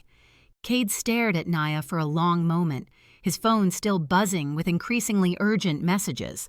Finally, he powered it off and slid it into his pocket. "Fine," he said. "Excellent," Wadsworth announced, hopping onto the table with the confidence of someone who belonged there. "Evelyn, I believe a nature walk is in order. Perhaps some therapeutic bird watching? I happen to be an expert on local species." "That sounds delightful, Professor," Evelyn replied, her eyes twinkling with amusement. "I'd love to hear your professional observations." As Wadsworth escorted Evelyn toward the garden with elaborate courtesy, Naia turned to Cade. "What Professor Wadsworth suggested applies to you, too. Nature therapy, fresh air, the whole package." "I don't need a walk on the beach," Naia continued, as if he hadn't spoken. "Doctor's orders." An hour later, Naia led Cade down the stone path to the private beach. The morning sun warmed the granite rocks, and gentle waves rolled onto the sand with rhythmic whispers. Seagulls called overhead, their cries mixing with the distant sound of Wadsworth's authoritative voice explaining proper nest-building techniques to his rapt audience. "Take off your shirt," Naia said. Cade stopped walking. "Excuse me? We're going swimming, unless you prefer the fully clothed drowning experience." "I can swim just fine," Cade said, but his hands remained at his sides. "Can you float?" "Of course I can float." "Prove it." Cade pulled his shirt over his head, revealing a chest that suggested serious time spent in corporate gyms. But Naia noticed the way his muscles stayed tense, coiled like a spring ready to snap. Scars traced pale lines across his ribs, old wounds that spoke of violence survived. They waded into the water together, the Atlantic's bite making them both suck in sharp breaths. When they reached chest-deep water, Naia turned to face him. "Float," she said simply. Cade glanced around the cove, checking for threats that existed only in his imagination. "This is ridiculous." "Humor me." He leaned back tentatively, his body rigid with tension. The water barely supported him for 3 seconds before he was upright again, scanning the horizon for danger. "You can't float," Naia observed. "I told you I can swim just fine," he repeated, defensive. "Swimming is about control. Floating is about trust." Naia moved closer, the water swirling around them with gentle currents. "You don't trust the water to hold you. Trust has nothing to do with basic physics." "Doesn't it?" Naia placed her hands on his shoulders, feeling the knots of tension beneath warm skin. "Your wolf is an apex predator. Predators don't show vulnerability, but floating requires you to be completely vulnerable." Cade's breathing quickened, his heartbeat visible at the base of his throat. "This is therapy disguised as swimming lessons. Is it working?" "No." "Liar." Naia's hands moved to his back, providing gentle support. Her palms pressed against skin that was surprisingly soft over hard muscle. "Try again, but this time actually breathe," He leaned back again, his weight pressing against her palms. His breathing was shallow, irregular, like someone fighting panic. "The water won't let you drown, Cade," she said softly. "It wants to support you. You just have to let it." "Easy for you to say," he muttered. "You're probably part mermaid or something." "Close enough. Breathe out all the way." He exhaled slowly, and for a moment the water took his weight. His eyes flew open in surprise, meeting hers with startling intensity. "There," Naia whispered. "Feel that?" "Feel what?" "The water holding you up. You're not in control right now, and you're not drowning." Cade's body began to relax, muscle by muscle. His breathing deepened, matching the rhythm of the waves. For the first time since she'd met him, his shoulders weren't carrying the weight of the world. "This is," he started, then stopped. "Terrifying?" "Yeah." But he stayed floating, his gray eyes fixed on her face instead of the cloudless sky above. "You're good at this." "Practice," Naia said, but her voice came out softer than intended. The water lapped around them in gentle waves, creating an intimate cocoon of salt and sunlight. Naia kept her hands on his back, feeling the moment when his wolf began to surface. Not the controlled alpha persona he wore like armor, but something wilder and more honest. "Why do you live alone in that lighthouse?" he asked suddenly, his voice quiet in the morning stillness. "Why do you think?" "Because someone hurt you. Someone made you afraid to trust." The accuracy of his guess made her chest tighten. "What makes you so sure?" "Because I recognize the signs," Cade said, his eyes never leaving her face. "You help everyone else open up, but you keep yourself locked away." "Pot, meet kettle. At least I'm trying to float." That made her smile despite herself. "Fair point." That's when she felt it. Her selkie nature stirred beneath her skin, recognizing something in his wolf that called to her on a level deeper than conscious thought. The sensation was warm, electric, like touching a live wire made of moonlight and salt water. Her animal reached for his with desperate hunger, seeking connection she'd denied herself for years. The intensity of it stole her breath, made her heart race with want she had no business feeling. She jerked her hands away and bolted for shore. "Naia!" Cade's voice followed her, but she didn't stop until she reached the tree line, her chest heaving as if she'd been underwater too long. He caught up with her near a cluster of pine trees, water streaming from his hair and chest. Droplets caught the sunlight, making him look like some ancient sea god emerging from myth. "What just happened out there?" he asked, his voice rough. "Nothing," she said, but her voice came out breathless and unconvincing. "Don't lie to me." Cade stepped closer, his wet skin gleaming in the dappled sunlight. "I felt your animal. It was reaching for mine." "That's not possible." "Why? Because I'm a wolf and you're a selkie?" He paused, studying her face with new understanding that made her want to run again. She wrapped her arms around herself, suddenly cold despite the warm morning air. "It doesn't matter what I am." "The hell it doesn't." Cade's voice gentled, losing its edge. "Our animals are trying to bond. I can feel it every time you're near me. This pull toward you that makes no sense."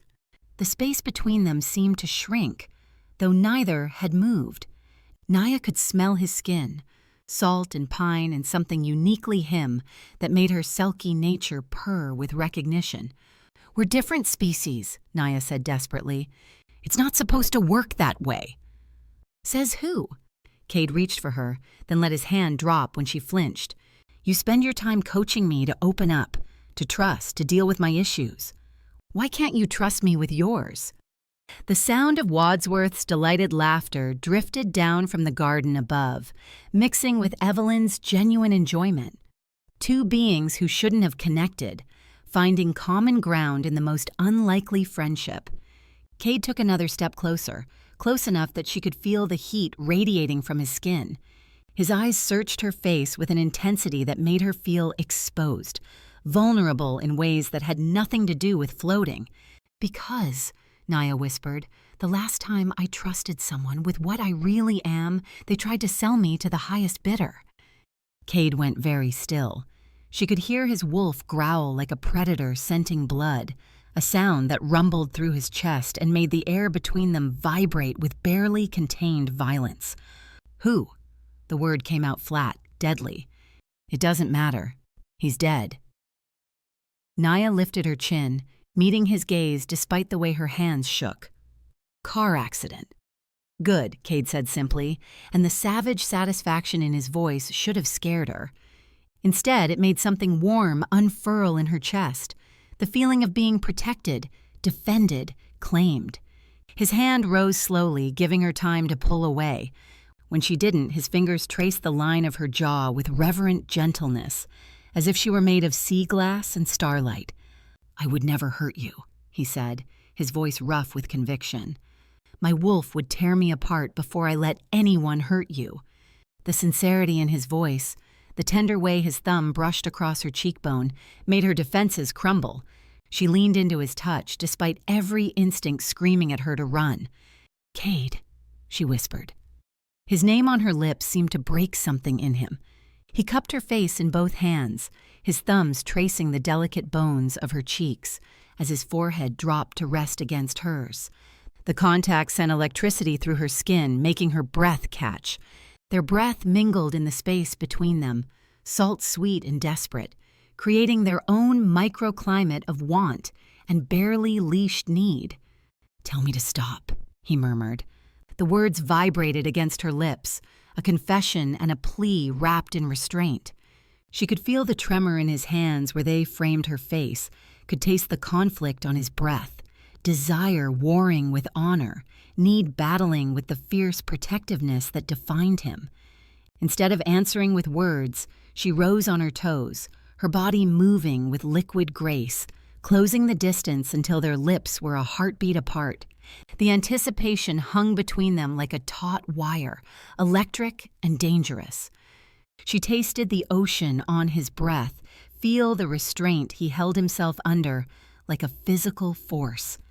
Every muscle in his body coiled tight, waiting for permission. Her hands found his chest, palms pressing against the damp warmth of his skin. His heart hammered beneath her touch, matching the wild rhythm of her own pulse. The salt air around them seemed to thicken, charged with the kind of tension that made lightning. "Naia," he breathed against her mouth, her name a prayer and a question and a desperate kind of worship all at once. The sound sent heat spiraling through her core, making her selkie nature sing with recognition and want. Every nerve ending came alive where their skin almost touched, the space between them humming with possibility and promise. Chapter 5. "The key to therapeutic bird watching," Wadsworth announced, leading Evelyn down the garden path with the authority of a tour guide at the Louvre, is understanding that birds are essentially nature's therapists. They've been practicing mindfulness since before humans invented the word. Evelyn's laugh rang clear through the morning air. "Is that so, Professor?" "Absolutely." Wadsworth waddled ahead, his chest puffed with professional pride. "Take the common seagull, for instance. Appears to be a simple scavenger, but actually practices advanced meditation techniques. Have you ever seen a seagull stress about mortgage payments, student loans, the existential dread of modern capitalism?" "I can't say I have," Evelyn admitted, stepping carefully over a root that twisted across the path. "Exactly my point." Wadsworth hopped onto a fallen log, striking what he clearly thought was a dignified pose. They live entirely in the present moment, very zen, though their dietary choices leave much to be desired. French fries are not a food group, despite what the harbor gulls believe. The forest path wound through stands of pine and birch, sunlight filtering through branches in golden streams. The air smelled of resin and salt, mixing with the earthy scent of decomposing leaves. Wadsworth kept up a running commentary, his voice carrying the cadence of a practiced lecturer. "Now the chickadee over there," he said, gesturing with one flipper toward a small bird pecking at seeds, "is demonstrating excellent self-care boundaries. Notice how it takes what it needs and moves on? No hoarding, no anxiety about tomorrow's seeds, just pure, uncomplicated trust in abundance." Evelyn bent to examine a cluster of wildflowers growing beside the path.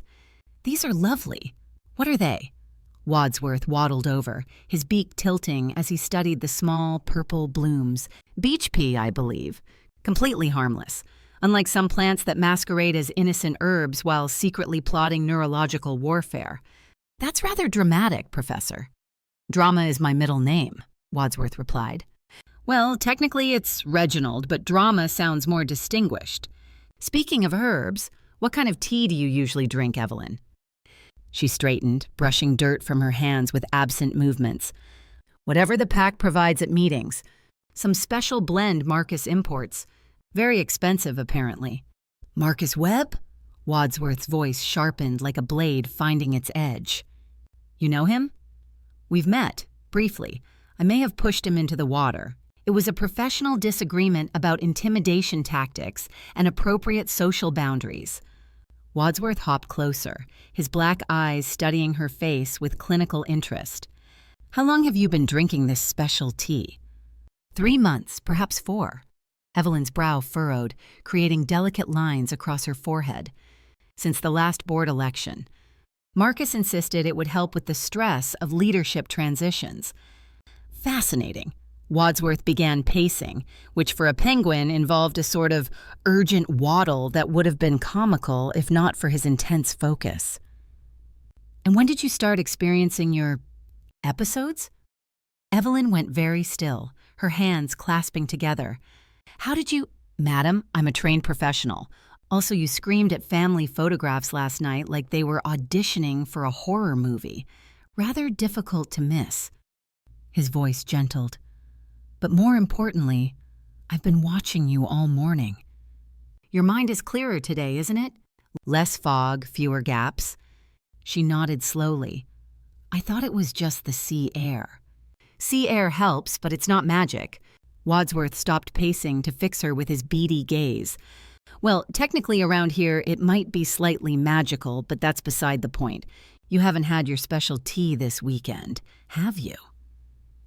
"No, Elena only serves her own blends here." "Show me this wildflower again," Wadsworth said suddenly, waddling back to the purple blooms.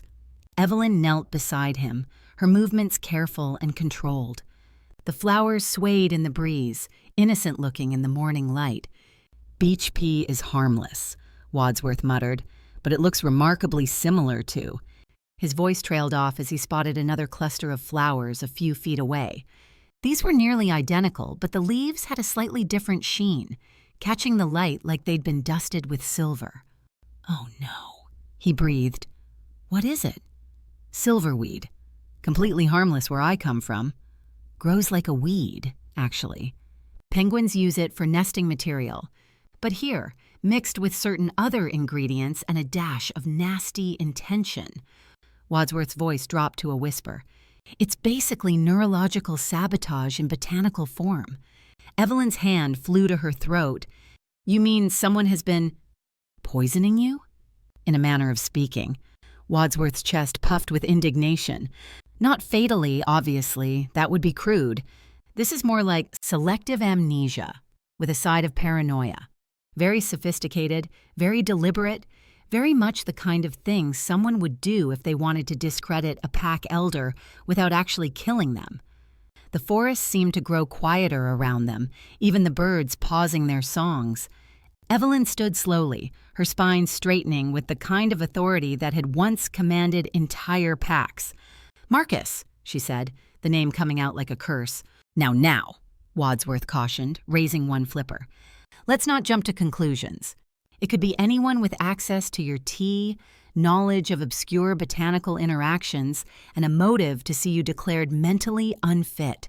So basically, Marcus, but we should maintain professional objectivity."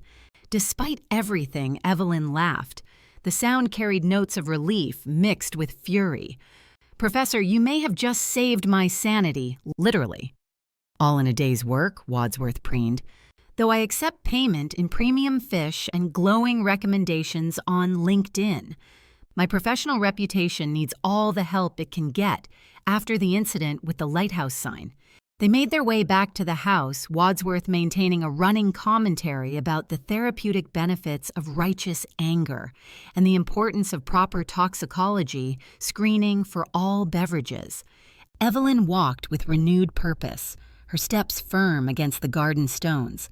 They found the others gathered in the sunroom, Cade pacing while Naia sat curled in a wicker chair with a book she obviously wasn't reading. The tension between them crackled like static electricity. "We need to talk." "Yeah, Wadsworth announced, hopping onto the coffee table with theatrical flair.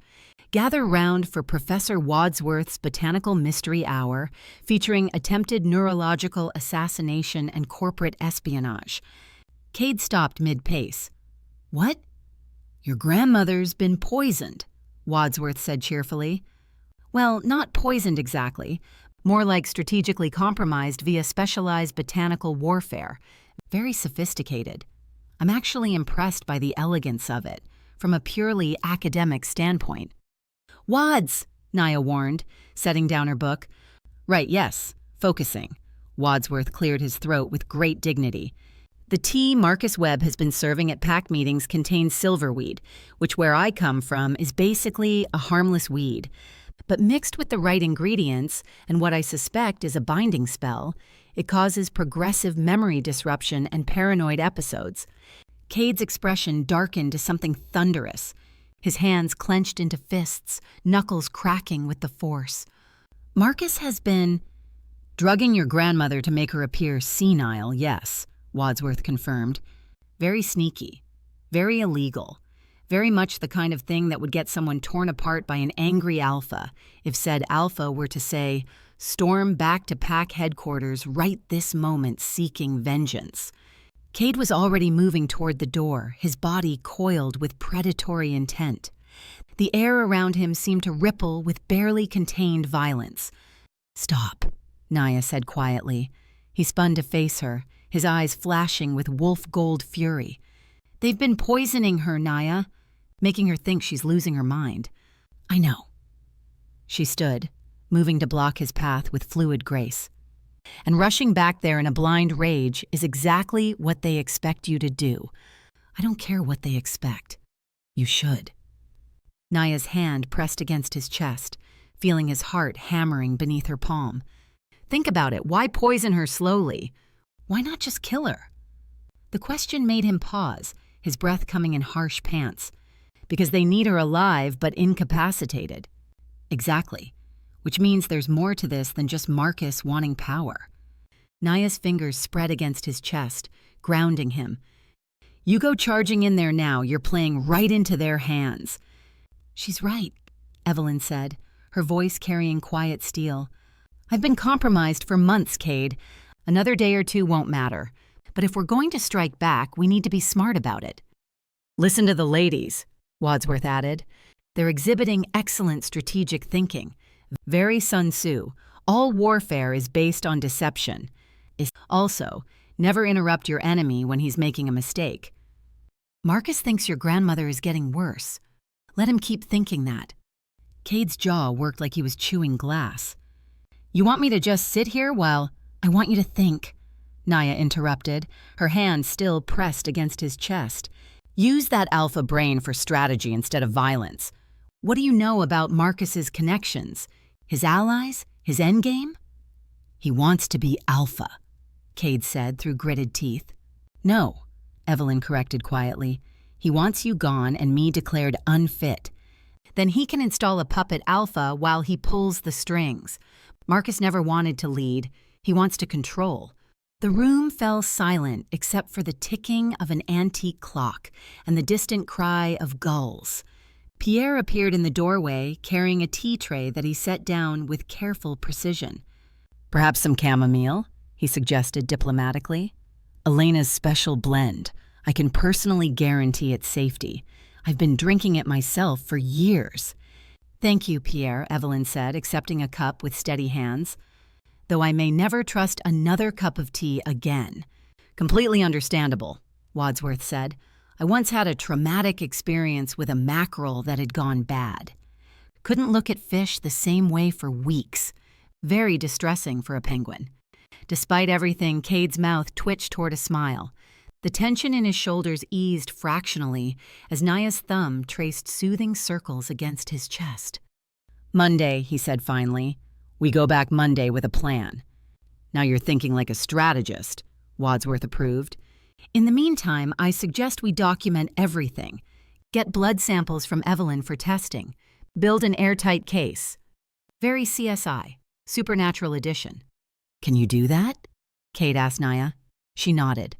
"I have contacts at the mainland hospital who can run toxicology screens without raising questions." "Good." Cade's hand covered hers where it still rested against his chest. "Thank you for stopping me from doing something stupid." "That's what I'm here for," Naia said softly. "Well, that and teaching you to float." "Speaking of which," Wadsworth interjected, "how did the aquatic therapy session go? Did our alpha here finally learn to trust the water, or did he sink like an emotionally repressed stone?" Heat flooded Naia's cheeks as she remembered the moment in the water, the electric connection between their animals, the almost kiss that had sent her running. Cade's thumb stroked across her knuckles, a gentle touch that sent sparks through her skin. "It was educational," Cade said, his eyes never leaving her face. "Educational," Wadsworth repeated flatly. "That's what we're calling it. Because from where I was standing, well, waddling, it looked more like two people discovering their animals or trying to mate despite being completely different species. Very National Geographic, very when worlds collide. Very much the kind of thing that makes family dinners awkward." "Wads!" Naia protested, her face burning. "What? I'm simply making professional observations. The pheromone levels between you two are off the charts. It's like watching a nature documentary about unlikely animal pairs, except with more emotional baggage and better dialogue." Evelyn laughed, the sound bright and clear. "I think that's the most romantic thing I've ever heard described in such unromantic terms." "Romance is overrated," Wadsworth sniffed.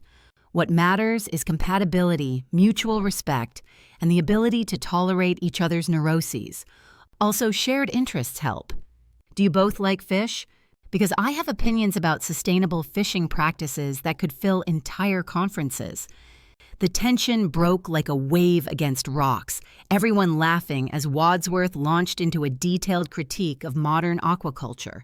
But Naia noticed the way Cade's hand stayed over hers, warm and steady. Monday would bring confrontation, danger, the careful unraveling of Marcus's plot.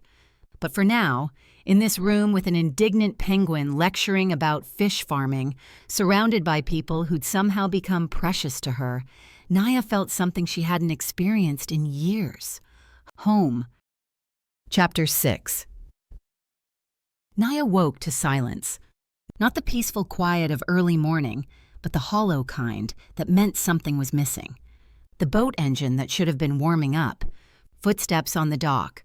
The sound of Cade's breathing from the room next door.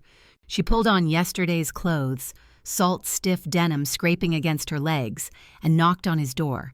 The hinges creaked as it swung open to reveal an empty room, bed made with military precision. No sign he'd ever been there except the lingering scent of pine and leather. Her bare feet slapped against hardwood as she ran to Evelyn's room. "He's gone," Naia said, her voice tight. Evelyn sat up, silver hair cascading over her shoulders. "What do you mean, gone?" "Cade, his room's empty. The boat—" Naia moved to the window, pushing aside gauze curtains. The dock stretched empty into the morning tide. "He took the boat." "That absolute fool," Evelyn hissed, reaching for her phone. Her fingers jabbed at the screen with sharp, angry movements. The call went straight to voicemail. She tried again. Same result. "Typical Cade behavior," Evelyn said, throwing her phone onto the silk bedspread. "Something threatens his pack, and he charges off alone like some medieval knight whose forgotten armor was invented for a reason." Wadsworth appeared in the doorway, his feathers ruffled from sleep. "Why is everyone shouting? It's barely 7 a.m. Very inconsiderate to those of us who value our beauty rest." "Cade left," Naia said. "Took the boat. Won't answer his phone." "Of course he did," Wadsworth said, waddling into the room. "Alpha wolves and their hero complexes. I bet he's planning to challenge Marcus to single combat. Very dramatic, very stupid, very likely to end with someone getting their throat ripped out. He wouldn't be that direct, Naia said, pacing to the window again. The empty dock mocked her through the glass. Cade's too smart for a fist fight. Smart? Evelyn's laugh came out bitter. My grandson thinks strategic planning means hitting harder and faster than the other guy. He's probably marching into pack headquarters right now, demanding Marcus's head on a platter. No, Naia said, pressing her palms against the cool window glass. He'll try to be subtle first, gather evidence, but when that doesn't work fast enough, she turned to face them. He needs Marco, someone to watch his back. Marco's probably still sleeping, Evelyn said, but she was already scrolling through her contacts. That boy never answers before noon on Sundays unless there's an emergency. This qualifies, Wadsworth said. He hopped onto the bed, leaving small wet prints on the designer comforter. Also, we need to discuss the transportation situation. We're effectively marooned on this island. Very Robinson Crusoe, except with better amenities and a distinct lack of rescue options. Naia's chest tightened as she watched Evelyn dial number after number, each call going unanswered. The phone's speaker echoed through the room, ring, ring, voicemail, ring, ring, voicemail. I need air, Naia said, already moving toward the door. She found herself at the island's highest point, where granite cliffs dropped straight into churning water. The wind whipped her hair across her face, carrying the taste of salt and storm. Waves crashed against rocks below, sending spray high enough to mist her skin. Her selkie nature stirred, recognizing the call of deep water. She'd spent so long keeping this part of herself locked away, but now... Naia closed her eyes and let her animal rise to the surface. Not enough to shift. She didn't need her seal form for this. She needed the connection, the invisible thread that had sparked between her and Cade in the water yesterday. The spiritual plane opened like diving through ice into dark water. She could sense other animals, seals basking on distant rocks, dolphins playing in the Gulf Stream, and there, like a warm pulse against her consciousness, Cade's wolf. He was agitated, pacing. She could taste his determination like copper on her tongue, feel his barely leashed violence like electricity in the air. The distance between them stretched like a taut wire, but the connection held. Be careful, she pushed through the bond. Don't do this alone. Trust the people who care about you. She felt his wolf's attention snap to her, surprise and recognition flooding through their connection. For a moment, she could almost see through his eyes. A parking garage, concrete and shadows, the acrid scent of motor oil. Come back to me, she whispered through the bond. His wolf reached back, a sensation like warm fur against her consciousness. She thought she heard him, just a whisper, always. Then the connection snapped, leaving her gasping on the cliff edge. Well, that was dramatic, Wadsworth said from behind her. Naia spun around. The penguin stood with two similarly sized birds, though these had shinier feathers and suspicious expressions. How long have you been there? She asked. Long enough to see you doing your supernatural telephone thing, Wadsworth said. Very mystical, very I must commune with nature to reach my beloved. Also, very unhelpful for actual transportation purposes, which is why I've taken matters into my own flippers. Wads, who are your friends? Cousins, actually, Bruce and Sergio. Wadsworth gestured grandly. They've agreed to help with our transportation crisis. We found a rowing boat, Bruce said, his voice gravelly like he'd been gargling seawater. It's a piece of crap, Sergio added cheerfully. But it floats, mostly. The plan, Wadsworth announced, is elegant in its simplicity. We'll harness a pod of penguins to pull the boat to the mainland. Very environmentally friendly, very innovative. Patent pending. Naia stared at him. You want us to be pulled to shore by penguins? Not just any penguins, Wadsworth corrected, puffing his chest. Highly trained aquatic specialists with extensive experience in maritime navigation. We found some rope, Bruce said. And fish to bribe the others, Sergio added. Absolutely not, Naia said. We're not getting in a boat pulled by penguins." "Do you have a better plan?" Wadsworth asked. "Because unless you're hiding a helicopter in your pocket, we're rather limited on options." They made their way back to the house to find Evelyn in the kitchen, her phone pressed to her ear. Her shoulders sagged with relief as someone finally answered. "Marco, thank God," she said. "Cade's gone. Yes, to confront Marcus. No, we're stuck on the island." She paused, listening. "You're coming here? Why aren't you with him?" Naia could hear Marco's voice through the phone, tight with frustration. Evelyn's knuckles went white around the device. "He told you to stay away?" Evelyn's voice rose. "That idiotic, stubborn—" She cut herself off, taking a breath. "How fast can you get here?" 30 minutes, Marco's voice came through clearly. "I'm already on the water." "Hurry," Evelyn said, then ended the call. She turned to face them, her face drawn. Cade ordered Marco to stay out of it, said it was personal business, not pack business. "That's the stupidest thing I've ever heard," Wadsworth said, "and I once watched a seagull try to eat a rubber boot." "He's trying to protect Marco," Naia said quietly. "If this goes wrong, he doesn't want his beta implicated." "Noble and stupid aren't mutually exclusive," Evelyn said, moving to the window to watch for approaching boats. "My grandson excels at both." 28 minutes later, a sleek speedboat rounded the point. Marco stood at the helm, his face grim. He tied off with quick, efficient movements, barely waiting for the boat to stop rocking before he jumped onto the dock. "Where is he?" Evelyn demanded as they boarded. "Pack submarine headquarters, last I checked," Marco said, guiding them to seats. "He went in through the garage to avoid detection. That was 2 hours ago." "And you just let him go?" Naia asked. Marco's jaw tightened as he started the engine. "You've met Cade. Once he makes up his mind, there's no changing it. He gave me a direct order as my alpha. I couldn't refuse." "You could have," Wadsworth said, settling himself on a cushioned bench. "Orders are really just suggestions, with attitude. I ignore them all the time." "You're not packed," Marco said, steering them away from the island. The boat's engine roared as he pushed the throttle forward. Pack bonds don't work that way. When an alpha gives a direct command, it's almost physically painful to disobey. "That's barbaric," Wadsworth said. "That's pack law," Marco replied. "But I'm here now, which technically isn't disobeying since he told me to stay away from headquarters, not from you." "Loopholes," Evelyn said approvingly. "I taught you well."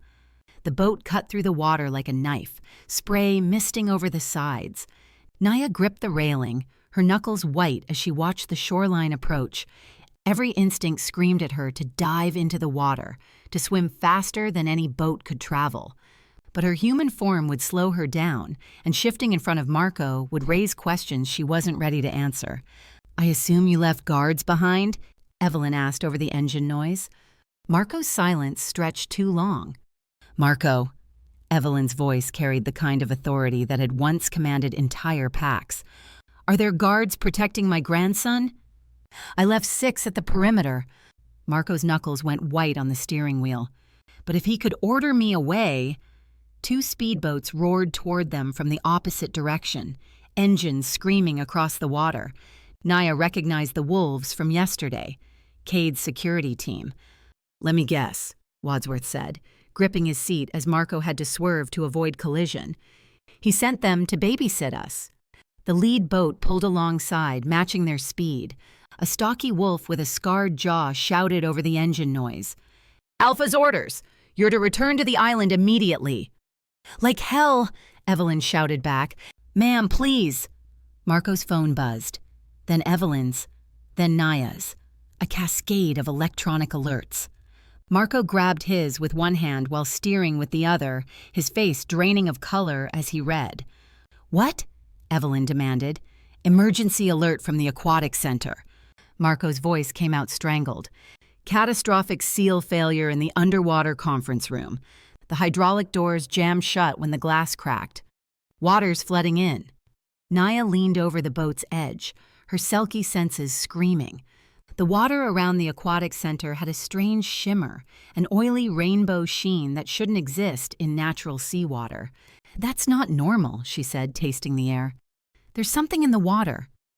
"Wolfsbane concentrate," Marco finished, already pushing the throttle to maximum. "We use it in tiny doses for healing ceremonies. But at this concentration," his knuckles went white on the wheel, "Cade won't be able to shift. Can't swim properly. His wolf will panic, make him sink like a stone." The boat lurched as he took a wave at the wrong angle, nearly throwing Wadsworth overboard. The penguin squawked indignantly, but nobody was listening. "How long ago did the room breach?" Evelyn asked, her voice deadly calm. 6 minutes. Marco's jaw clenched. The conference room is 30 feet underwater. By now, it's completely flooded. The security boats had peeled off, racing toward the aquatic center. Through the spray, Naia could see the building, a gleaming structure half submerged in the harbor, its underwater sections visible through massive glass walls. Emergency lights flashed beneath the surface, illuminating streams of bubbles rising from the lower level. Naia's phone rang. Unknown number. She answered on speaker, wind whipping her hair across her face. "Dr. Jones," Webb's voice oozed satisfaction through the speaker. "I thought you should know there's been an unfortunate structural failure at our new aquatic center. These experimental designs are so unreliable." "Where's Cade?" she demanded. The Alpha was reviewing sensitive documents in the underwater conference room. Alone, as he insisted. Such a private man. Webb's paws stretched like a predator, savoring the kill. The emergency protocols sealed the doors when the breach was detected. Standard safety feature. Prevents the entire building from flooding. "Open them," Naia snarled. "Oh, we're trying. But the hydraulic system seems to have failed. The dive team needs special equipment to cut through those doors. 20 minutes at least." His voice dropped to a mock whisper. "Did you know wolves have a natural fear of drowning? Something about their dense muscle mass. They sink so quickly, especially when they can't shift." The line went dead. Marco was shouting into his phone, words like cutting torch and emergency override mixing with creative profanity. Evelyn had gone rigid beside Naia, her fingers white where they gripped the boat's railing. The aquatic center loomed closer, maybe 2 minutes out. Through the building's glass walls, Naia could see the underwater conference room. It was completely submerged, a tomb of glass and steel 30 feet below the surface. No air pockets, no escape.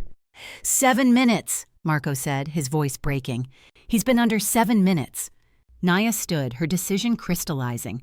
The boat was doing 50 knots, the deck pitching wildly, but her balance never wavered. She kicked off her shoes, her hands already pulling at her shirt. "What are you doing?" Marco shouted. "Getting there faster," Naia said and dove.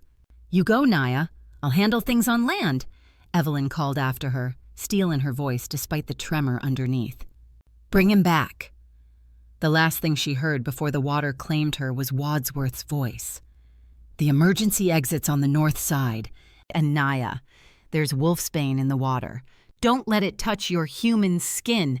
Then cold Atlantic rushed over her, and her selkie nature exploded free.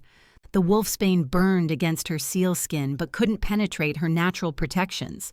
She arrowed through the poisoned water toward the glass tomb where a wolf was drowning, alone in the dark. Chapter 7.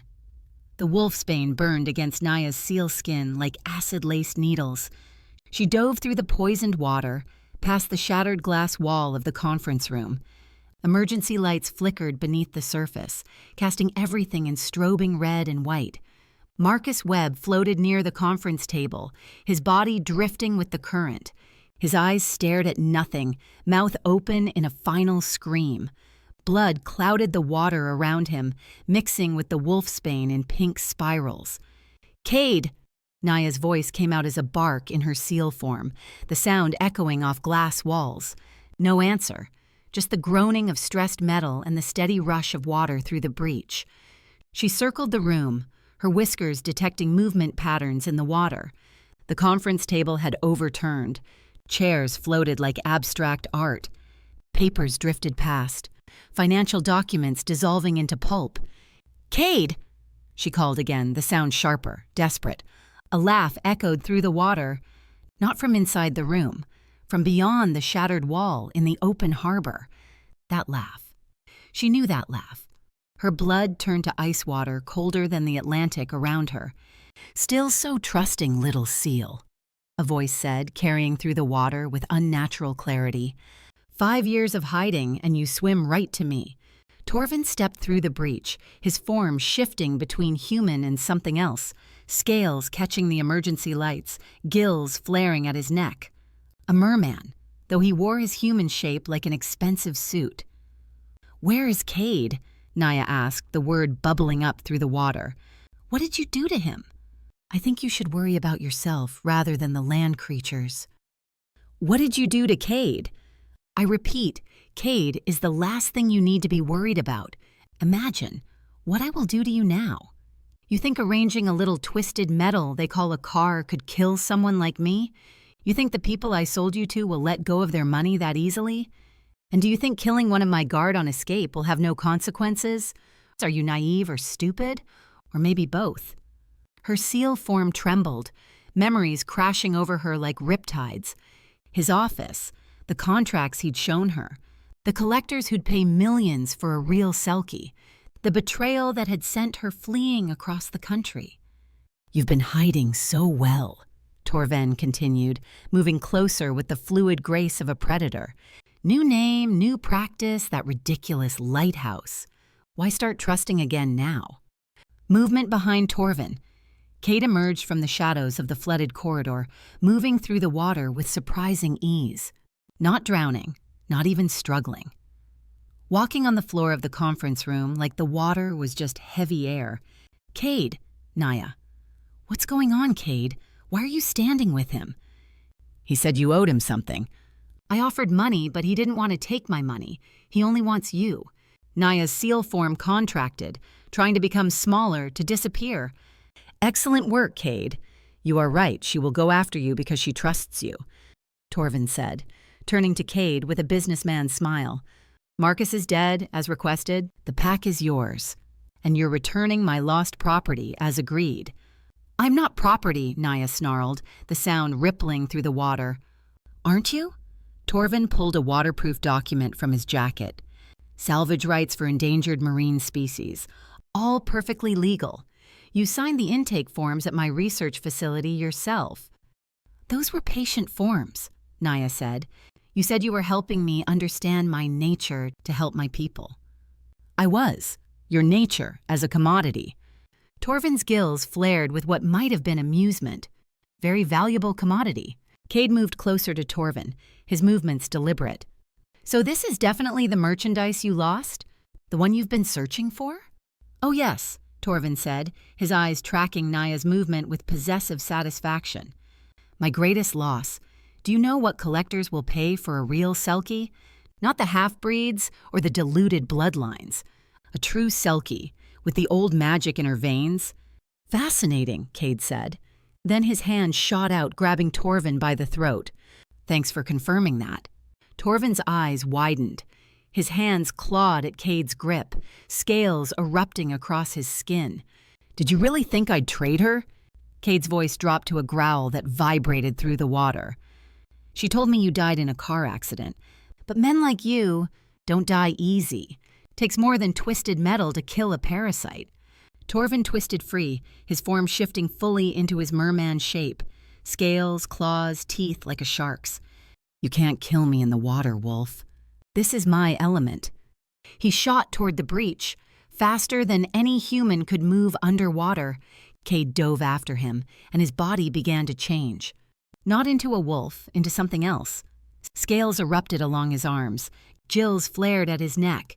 His form streamlined, becoming something between wolf and seal.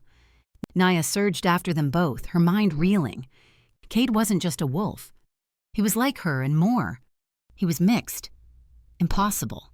Beautiful. They burst through the breach into open harbor. Torvin twisted through the water like an eel, but Cade matched him, move for move.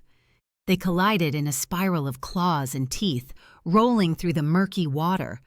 Torvin's shark teeth snapped at Cade's throat. Cade's partially transformed hands, webbed now with claws, raked across Torvin's scales, drawing black blood. Abomination, Torvin snarled, the word carrying through the water. The council was right about you. Half-breed monster. Takes one to know one, Cade growled back, his form shifting further.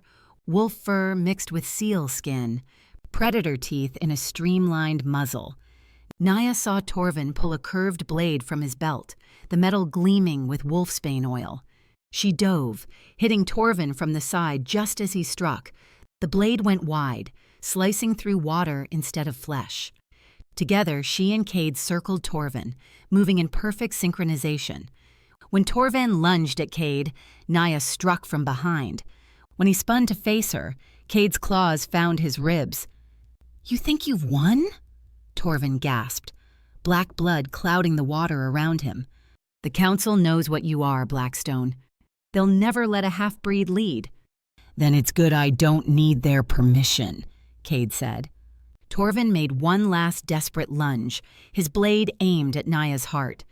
Cade caught his wrist, bones cracking under the pressure. Naia's jaws closed on Torvin's throat, seal teeth designed by evolution for this exact purpose. Torvin's eyes went wide. His mouth opened in a silent scream as black blood poured into the water.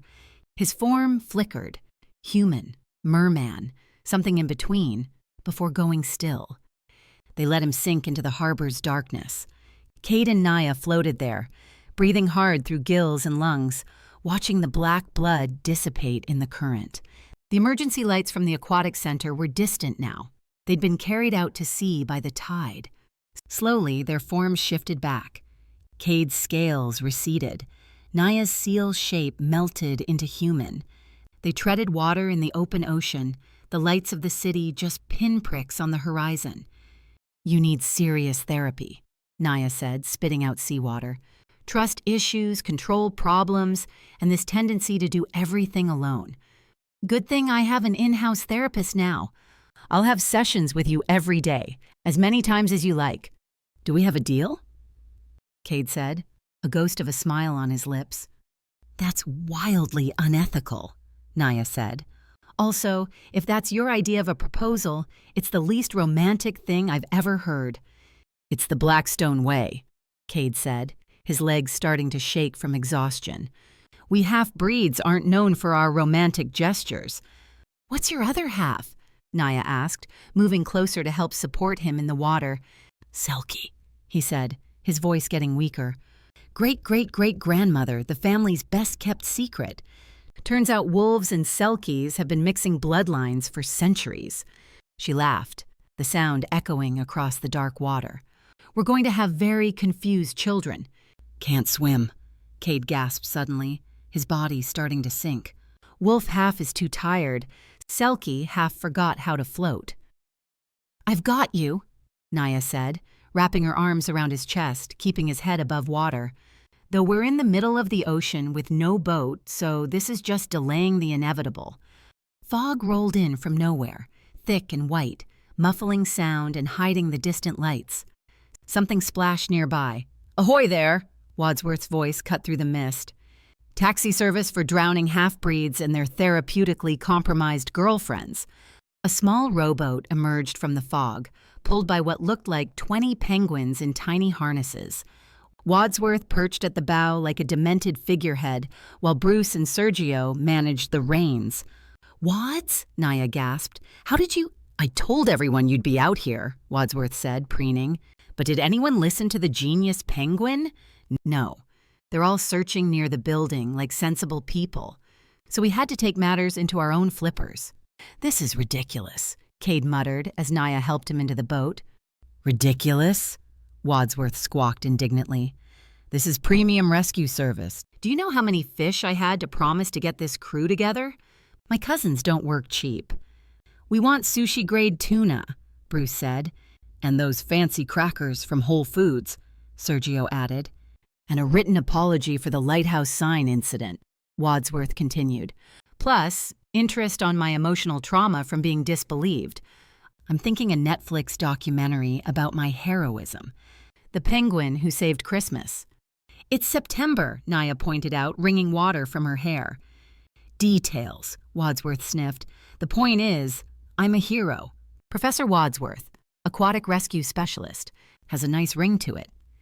Cade collapsed against the boat's side, exhausted. How did you know we'd be here?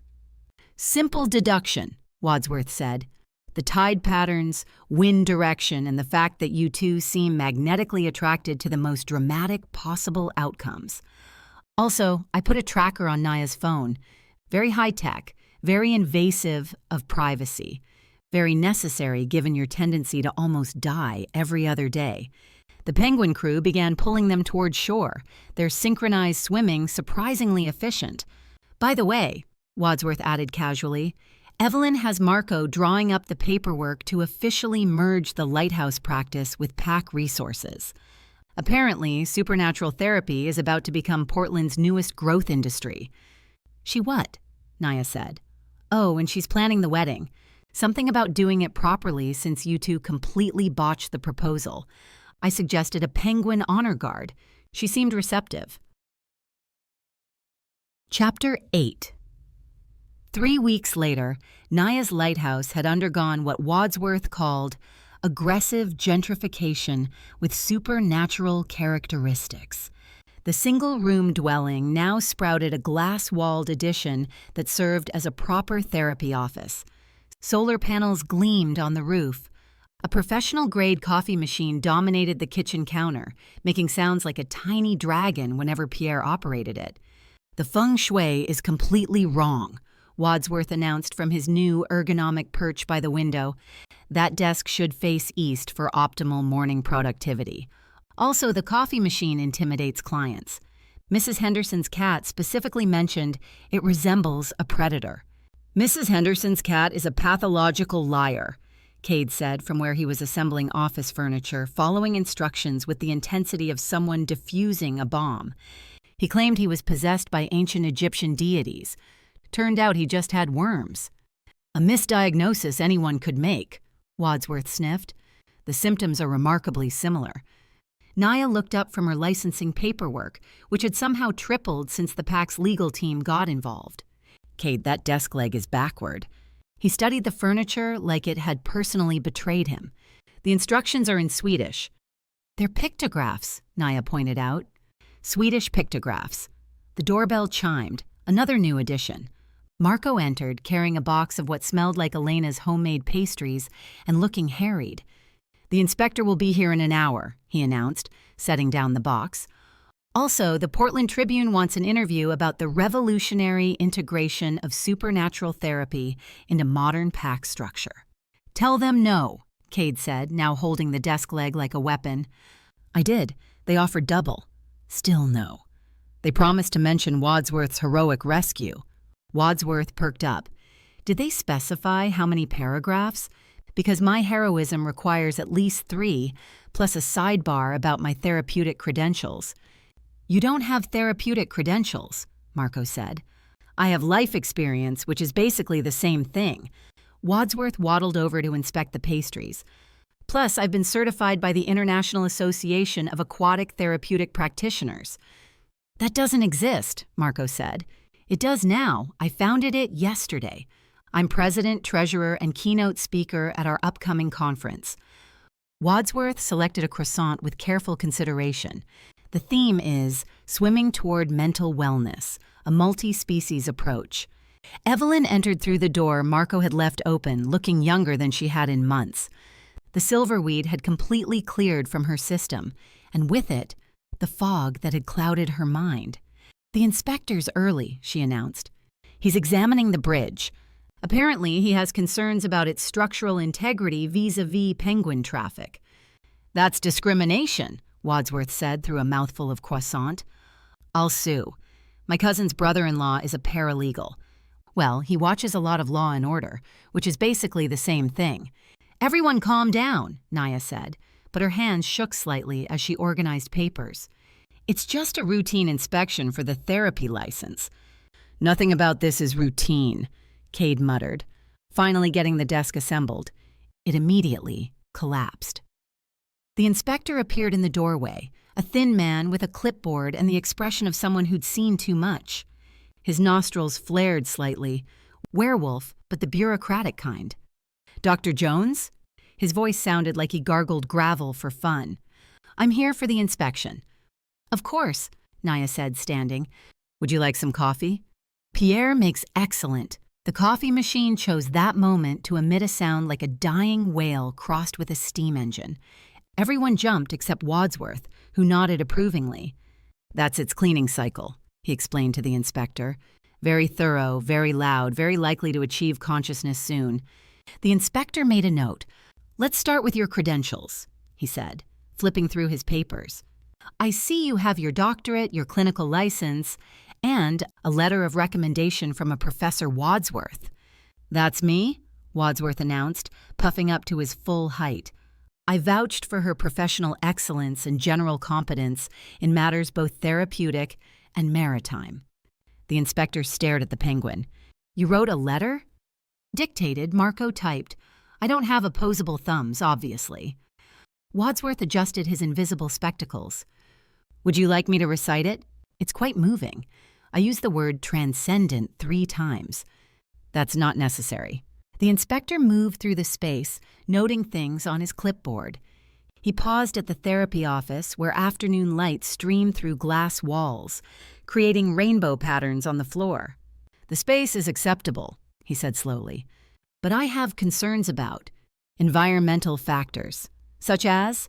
Evelyn asked, her tone suggesting concerns should choose their next words carefully.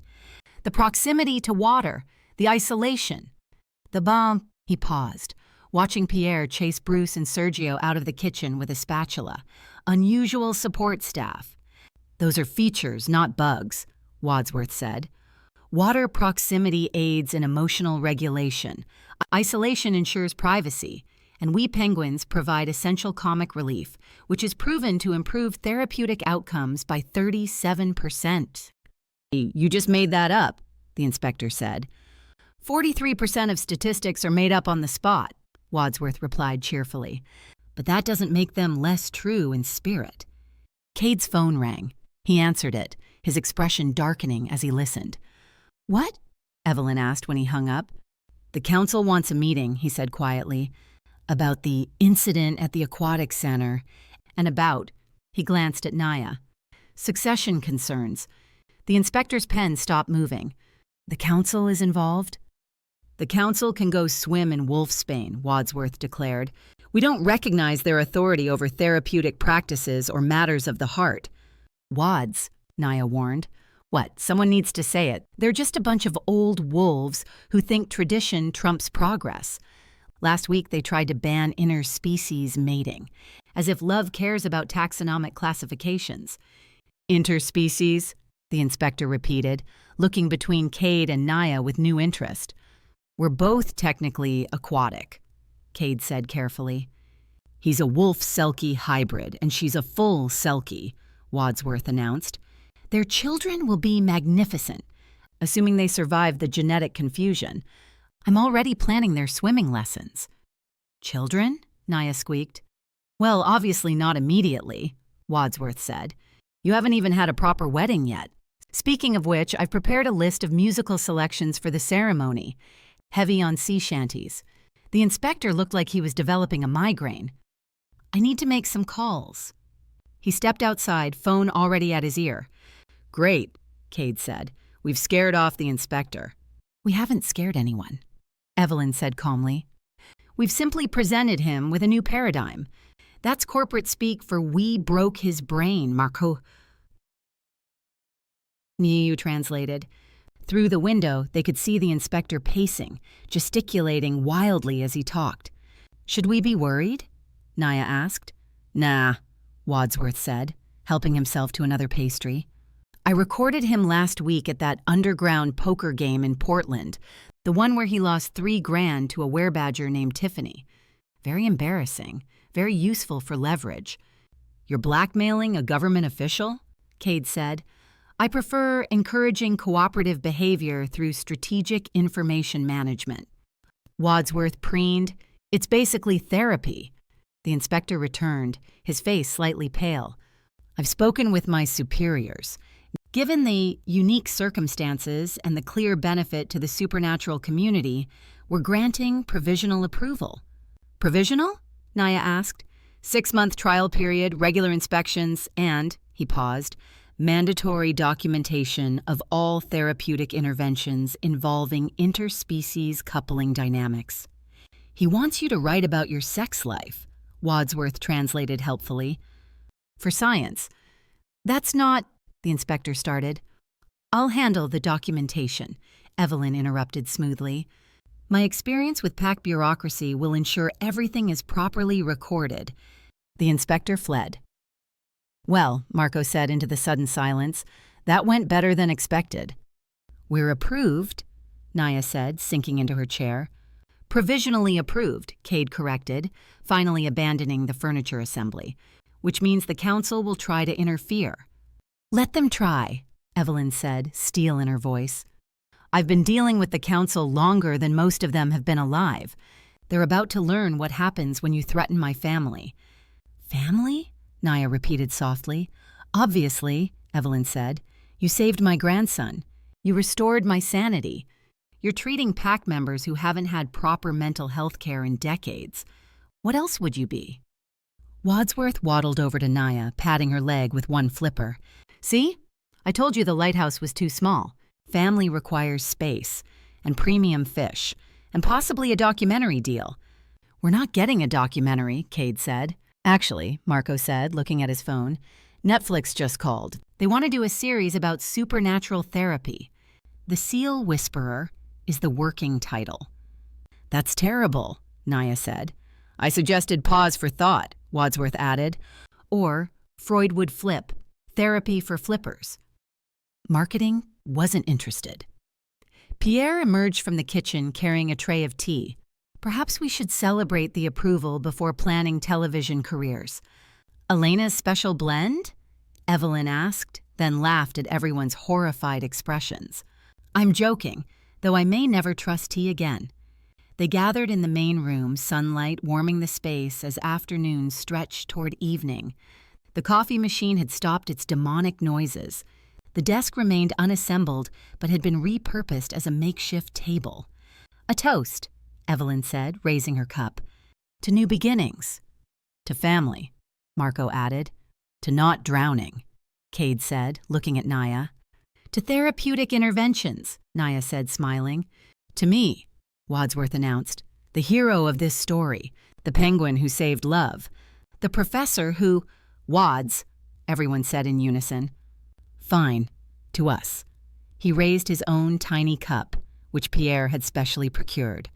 The most dysfunctional interspecies therapeutically complicated family in Maine. They clinked cups, the sound ringing through the lighthouse like a bell. Outside, Bruce and Sergio had set up what appeared to be a toll booth on the bridge, charging seagulls for passage. The Atlantic sparkled in the afternoon light. Somewhere in Portland, the council was probably plotting. The inspector was definitely drinking, and Marcus Webb was very definitely dead. But in the lighthouse, surrounded by pack and penguins, selkies, and wolf hybrids, Naia felt something she hadn't experienced in years. Home. So, Wadsworth said, breaking the moment, about that wedding, I'm thinking ice sculptures. Specifically, ice sculptures of me. Tasteful ones. Maybe one where I'm wearing a tiny tuxedo. Absolutely not, Cade said. What about just one small one? Wadsworth negotiated. Near the shrimp. No ice sculptures. You're crushing my artistic vision. Wadsworth turned to Naia. This is what you're marrying into. A family that doesn't appreciate penguin ice art. I'll survive, Naia said, leaning against Cade's shoulder. His arm came around her, warm and solid. We both will. Of course you will, Evelyn said briskly. I'm planning everything. The council won't dare interfere with my grandson's wedding. Not if they want to keep their positions. Positions? Marco asked. Evelyn smiled, and it was sharp as winter ice. Oh, didn't I mention? I'm running for council leadership. Someone needs to bring them into the 21st century. When did you decide this? Cade asked. About 5 minutes ago. Wadsworth's speech about tradition versus progress was quite inspiring. I'm basically a motivational speaker, Wadsworth preened, available for corporate events and bar mitzvahs. Naia's phone buzzed, another client referral. a were otter with anxiety about swimming. She showed it to Wadsworth. "I'll take that one," he announced. Otters are basically penguins with commitment issues, very treatable with the right combination of fish therapy and tough love. "You can't take clients," Naia said. "You're not licensed." "Details," Wadsworth waved a flipper dismissively. "Besides, I'm working on my certification. The International Association of Aquatic Therapeutic Practitioners has very rigorous standards. That you created," Marco pointed out, "which makes me uniquely qualified to meet them." As they argued, Naia looked around the lighthouse. Her lighthouse, now their lighthouse. It was chaos, absolute chaos. Penguins charging tolls, a wolf-selkie hybrid who couldn't assemble furniture, a matriarch planning a political coup, and a coffee machine that might be sentient. "Second thoughts?" Cade murmured in her ear. "Never," she said, and meant it. "Good." He pulled her closer. Because Wadsworth already ordered wedding invitations, with his picture on them. "He what?" "Small picture," Wadsworth called out, obviously eavesdropping. "Tasteful, barely noticeable, just my head in the corner, looking dignified." "Cancel them," Naia and Cade said in unison. "Too late. They're already printed. 500 copies. I may have also scheduled a media tour to promote the Lighthouse practice. First stop is morning television. I've prepared talking points about the mental health crisis in the supernatural community." "Wadsworth," Evelyn said with grandmother authority. "No media tours without family approval." "Define media," Wadsworth said, "because technically, my cousin's podcast doesn't count as mainstream media. Very niche audience, mostly other penguins and the occasional curious seal." The sun was setting, painting the lighthouse in shades of gold and rose. The Atlantic stretched endlessly beyond the windows, full of mysteries and possibilities. Somewhere out there, other supernaturals struggled with their nature, their relationships, their place in a world that didn't quite fit them. But here, in this lighthouse, they'd built something new, something impossible, something that shouldn't work, but did. "Next week's schedule is full," Marco announced, checking his tablet. 12 clients, 3 couples, and 1 group session for PAC members with trust issues. "I'll lead that one," Cade said dryly. "You're attending that one," Naia corrected, "as a participant." "I don't have trust issues anymore," he protested. Everyone stared at him. "Fine. Minimal trust issues." More staring. "I'll attend the stupid group." "Excellent," Wadsworth said. "I'll co-facilitate. My breakthrough technique involves trust falls, into water, from great heights. Very therapeutic, occasionally fatal, but that's the price of mental wellness." As night fell and the lighthouse beacon automatically flickered to life, Pierre had fixed it as a surprise. They remained gathered in the warm circle of light, planning, arguing, laughing. Tomorrow would bring the council's challenges. More inspections, clients with problems that defied easy solutions. Probably more penguins if Wadsworth's cousins kept spreading the word about free fish. But tonight they were just family. Weird, wonderful, impossibly perfect family. "One ice sculpture," Wadsworth whispered to Naia when Cade was distracted. "Very small, you'll barely notice it." "One," she agreed. "Tiny in the back." "You're the best sister-in-law a penguin could ask for." "We're not married yet." "Details," Wadsworth said, settling against her side. "My professional opinion? You two were married the moment you dove into poisoned water to save him. Everything else is just paperwork." "And maybe," Naia thought as Cade's hand found hers, as Evelyn and Marco debated council strategy, as Pierre brought more tea and Elena's pastries, as Bruce and Sergio's toll booth operation expanded to include a gift shop, maybe the penguin was right. Maybe the best things in life weren't planned or proper or even possible. Maybe they just were. "Absolutely no ice sculptures of you in a tuxedo," Cade said suddenly, apparently reading her mind. "What about a bow tie?" Wadsworth negotiated. "Very distinguished, very appropriate for the father of the bride." "You're not my father, Wads." "Father figure, mentor, spiritual advisor, life coach. The point is, I deserve recognition. One small ice sculpture," Evelyn declared with finality. Near the dessert table, no tuxedo. Deal, Wadsworth said quickly, before anyone could object. I knew you were my favorite human. I'm a wolf, Evelyn reminded him. Favorite mammal, then? And so it went, long into the night in a lighthouse that had become a home with a family that shouldn't exist, but did, planning a future that seemed impossible, but wasn't. Because as Wadsworth would say, and did, repeatedly, to anyone who'd listen, love was just therapy by another name. And therapy, as everyone knew, worked best with penguins. And there you have it, the complete story of the Wolf's Lighthouse Keeper. Cade found more than just healing at that lighthouse. He found a woman brave enough to dive into poisoned waters to save him, a family that chose him despite his broken edges, and a fairy penguin who somehow became the wisest advisor he never knew he needed. Naia discovered that sometimes the best things in life come crashing through your carefully built bridges, literally. And that love doesn't care if you're a wolf or a selkie, as long as you're willing to trust someone else to help keep you afloat. And Wadsworth? Well, he got his ice sculpture at the wedding. Small, tasteful, near the dessert table, just as negotiated. Did this story make your heart race? If you loved watching Cade and Naia find each other and survived Wadsworth's commentary, then hit that like button right now. Your likes tell us these paranormal romances with heart are exactly what you want to hear. Want to know what happens after the wedding? There's an exclusive bonus chapter waiting for you. Link in the description below.